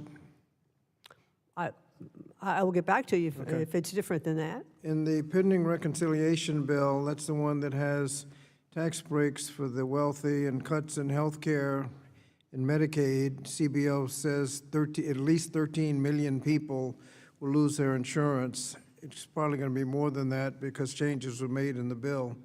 SNAP benefit cuts and access to college with cuts in student loans and Pell Grants. Does the 2026 budget cut Pell and work study on top of those cuts? You know, I would really appreciate the opportunity to respond to those if they were written questions, because I think we can explain them better, and I can work with you on that. Title I, you said it was level funding. Do I assume that means that it was protected? Do I assume that means it was level funded without an adjustment for inflation? For 1A. No adjustment for inflation? No, it's level funded. Okay. TRIO, you've said publicly that there were problems with evaluating the programs. Does the Department of Education now evaluates TRIO programs for effectiveness? We would like to be able to look at them and have full accountability for those programs. And we are precluded from doing that right now by the way that TRIO is structured. Some of us believe that the department has evaluations right there in the Department of Education. Do you deny that they exist? Well, there are some evaluations that are in to get TRIO going, but in terms of the longer effect of TRIO, there's specific language that prevents us from doing it. So I would like to have the ability, if TRIO is reappropriated, that we would be able to change that language and go in and understand the full accountability of the programs. On student loans, would you commit to working with us? There are about 2 million student loan borrowers who have applied for income-driven repayment plans or caught up in a backlog. Can we count on you to work with us to make sure they're not disadvantaged? We're working relative to all of those loans that are in default with several different programs for repayment, and we urge students who have borrowed money and are in default now to go to our... They're in a backlog, so you'll work with us to make sure they're not just caught up in that. I had a Title VI question, and that is that, is it true that the Office of Civil Rights investigates allegations of violations of Title VI? The Office of Civil Rights at the Department of Education, as yes, we do that. On Title VI, are you aware of the process that requires you to, in case, according to the law, in case of any action terminating or refusing to grant or continue assistance because of failure to comply with a requirement, the head of the federal agency must file with the committees of the House and Senate having legislative jurisdiction over the program or activity involved, a full written report of the circumstances and grounds for such action. No such action shall become effective until 30 days have elapsed after the filing of such report. Do you know if the Department of Education has filed a report with this committee on any action you've taken? We may very well have done that. I'd like to get back to you just to assure you that my answer is correct. Is the gentleman's time has Can I ask expired. just one more quick question, and that is lack of viewpoint diversity a violation of Title VI?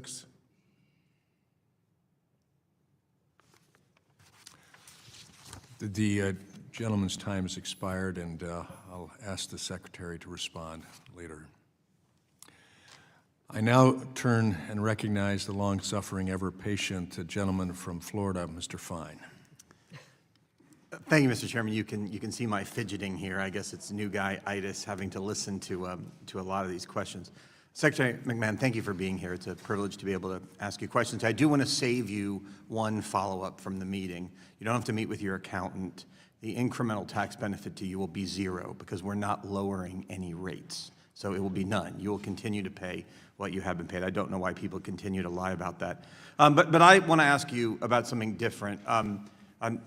In the world that we live in today, Jews are scared. And I speak to you not just as a congressman, but as a father of 2 Jewish boys. They're 17 and they are 13 years old. I also speak to you as an alum of Harvard, and I've got to go back and check the data that said in the 90s 1 in 3 professors were conservative, because I certainly didn't see them anywhere when I was there. But I will tell you, as a Jewish conservative at Harvard in the 90s, despite the fact they tried to kick me out twice, I never felt unsafe as a Jewish student, never once. Sometimes felt persecuted because of my political views, but never, ever, not once in 4 years, 6 years actually, because I went there twice, did I ever feel unsafe. But students do now. And I wear this kippah now. It's a new habit of mine at my son's request because of all the students who don't feel safe wearing theirs. And with my 17-year-old, when he was born, actually 17 years ago, I had a dream that he would follow me to where I went to school. And now we're in the next few weeks where it's time for him to start thinking about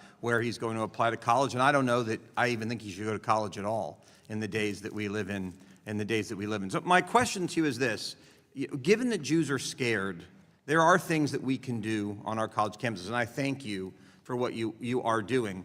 But I believe that a lot of this problem is coming from foreign influence, that our universities are taking money from countries that do not share our values and do not like our politics and do not like our people. And those dollars come at a price. What they do is they don't just give a donation. They say, hey, we're going to endow a school. We're going to endow professorship. We want you to take our students and from other countries. And what are things that we can do to work together so that countries like China or Qatar, which are clearly not looking out for the interests of Americans, that we can get that under control in our higher education system? Well, thank you for that. And I'm glad that you felt safe, because there are clearly so many students now who do not feel safe. And I have talked to them, and they've told me, and no child going to college or any school today should feel unsafe in the environment of their education. So I regret that. But what we are actually doing is we've reaffirmed the Section 117 compliance from universities, that they must tell us. They're already required to report this, and they're not. So we're requiring them to report donors, amounts, because we want to make sure there's not foreign influence, with that. The Deterrent Act is for a purpose. Well, That's really what we are supporting.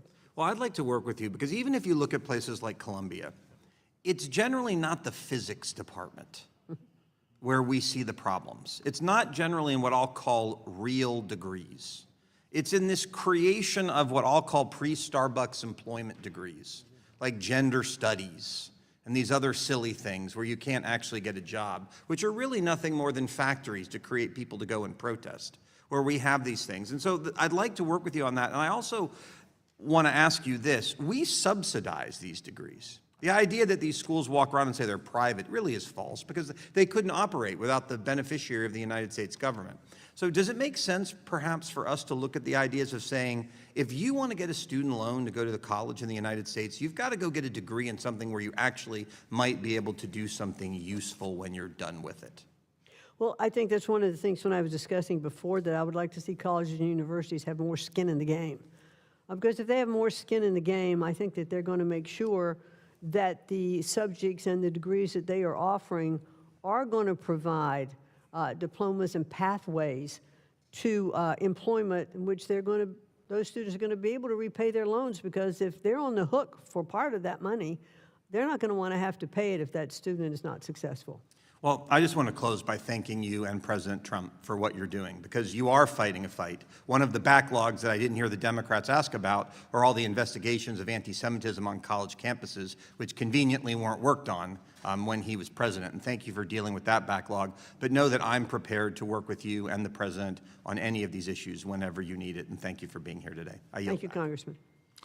I thank the gentleman, and I recognize the gentleman from Indiana for the last word in questioning, Mr. Messmer. Okay, thank you, Mr. Chairman, and thank you, Secretary, for being here. Secretary McMahon, we've heard all kinds of scaremongering from the left that you're ignoring Congress or blatantly violating the law, particularly when it comes to fraud, waste, and abuse that you've eliminated in the department. I think that's simply ridiculous.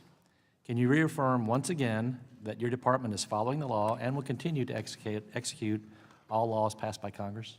Yes, sir, we will. Thank you. Also, how will the department balance the needs of localities to remain flexible in their CTE delivery to respond to local workforce needs, while also ensuring programs are not hijacked with woke ideology by unelected bureaucrats? Well, we are continuing the funding for CTE, and that's, I couldn't be more strongly supportive of our career technical education programs. And I want to see them started earlier in schools, middle schools, high schools, community colleges. I think there are many pathways to opportunities for success, for employment. And I think that we have to make sure that we are continuing to focus on developing those. Whether it's public-private partnerships, there are, I know, a lot of companies that work with community colleges to put funds into those community colleges to help develop curriculum. For instance, I know in West Virginia, there is a program that Toyota has come in. They actually have built a Toyota Center at one of the community colleges, and the students who are there train in the plant, and they take part of the courses at the Toyota Center, and it's a workforce built in. In my district as well. And so those are the kinds of things that we want to see continuing to happen. Thank you. And we need to maintain local flexibility because the workforce needs across the country are very diverse. So thank you. Yes, they that. are. Yes, thank you. Also, the state of Indiana has been a leader in school choice programs, leading the charge in voucher initiatives and creating a comprehensive educational agenda for K through 12 education that will ensure families have the best access to educational opportunities and choices. What are the steps is the department planning for returning school policy decisions back to the state and local level to help ensure states like Indiana better achieve their pro-family, pro-student education policy goals?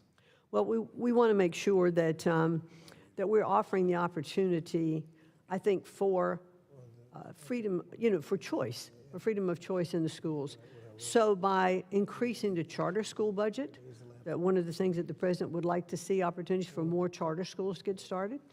And often charter schools, and I haven't talked about this today, they're often started, in low economic areas to provide education for those students that are kind of being left behind and aren't performing at levels that other students are. And so when we have this choice and competitive factors, in our states, we are seeing the levels across all schools, a rising tide, lifts all boats, and it does give opportunities when we have the choice that the president would like to see. Thank you. In Indiana, we've seen the highest utilization of charter schools in low-income minority areas and benefits those students the most, so thank you. Thank you, and I've visited, not in Indiana, but I have visited some of those charter schools in lower economic areas and seen the results, because it's often, those lower economic students are often so overlooked and said, well, there's no need to waste any money there, because that's where we need to spend money to make sure that they have equal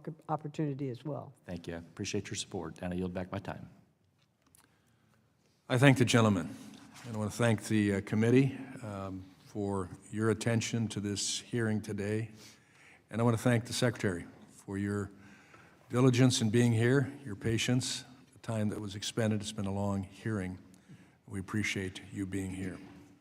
There are no further questions, so now I recognize the ranking member for his closing remarks. Thank you, Mr. Chairman, and I thank the Secretary for being with us today. We're here today to consider the effect of the President's 2026 budget on programs within the jurisdiction of the Committee on Education and Workforce. And we begin that consideration while legislation passed by the House and pending in the Senate showers tax breaks on the wealthy and cuts Medicaid, SNAP, and funding for programs that give access to college while adding trillions of dollars of additional debt. On top of the cuts in that bill, the 2026 proposal further cuts Pell Grants, reduces work-study, eliminates Gear Up and TRIO programs. And as we consider the 2026 budget, we also consider the federal court orders that have ordered the administration to stop dismantling the Department of Education without congressional authority. We have heard of problems of test scores, but no plan to do anything about it. Handcuffs on teachers, when whatever handcuffs there may be, are locally imposed, not on federal government. We've heard that there's no federal role in curriculum teacher quality or anything like that. And it's been emphasized that what the Department of Education responsibility is basically civil rights, to make sure that all children have access to a quality education.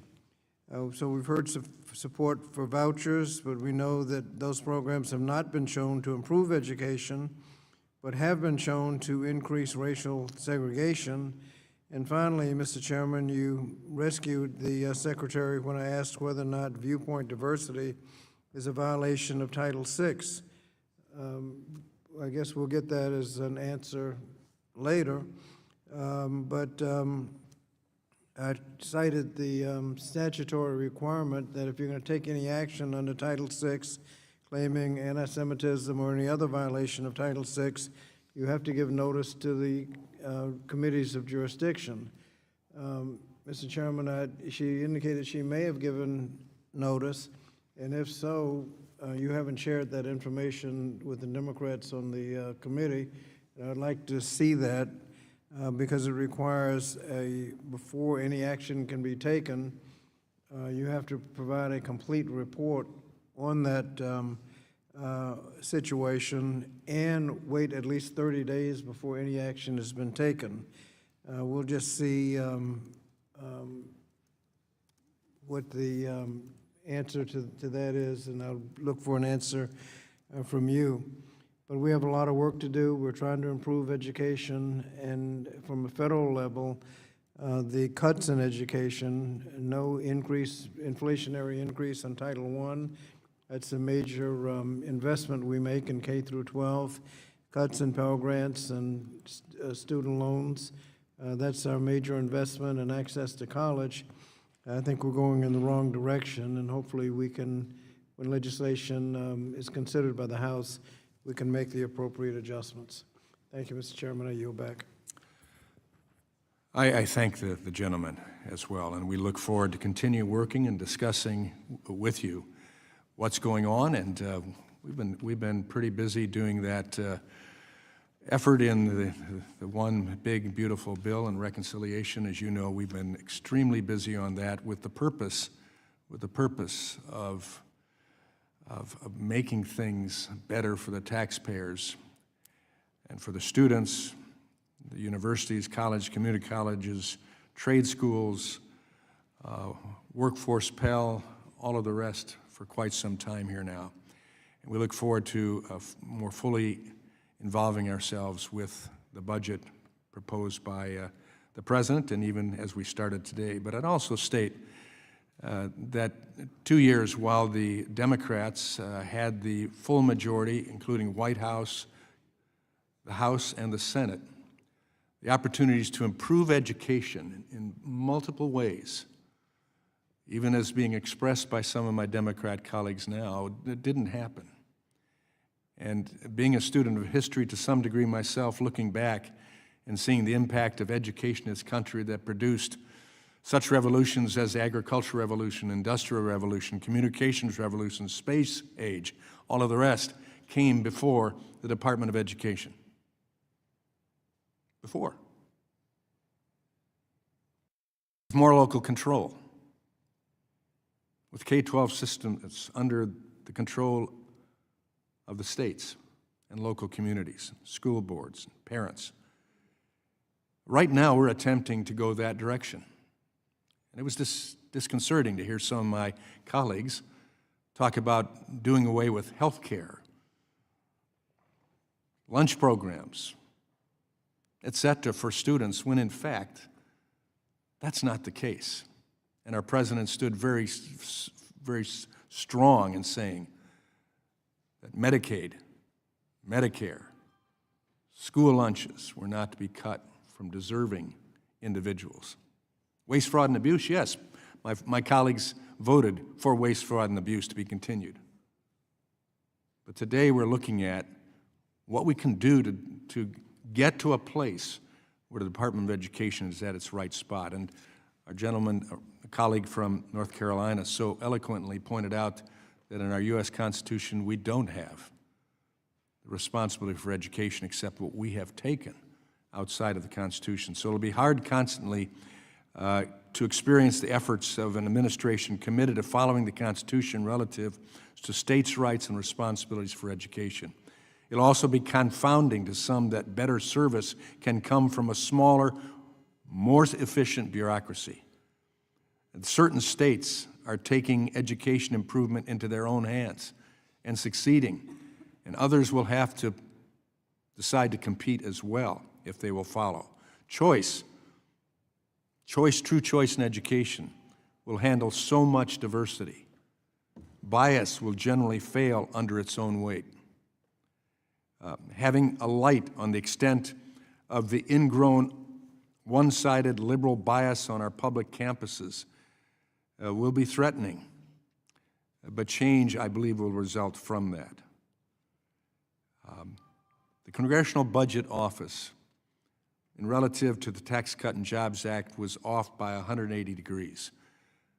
They costed out a $1.5 trillion shortfall that would result from the Tax Cut and Jobs Act. It was just the opposite, $1.5 trillion to the good.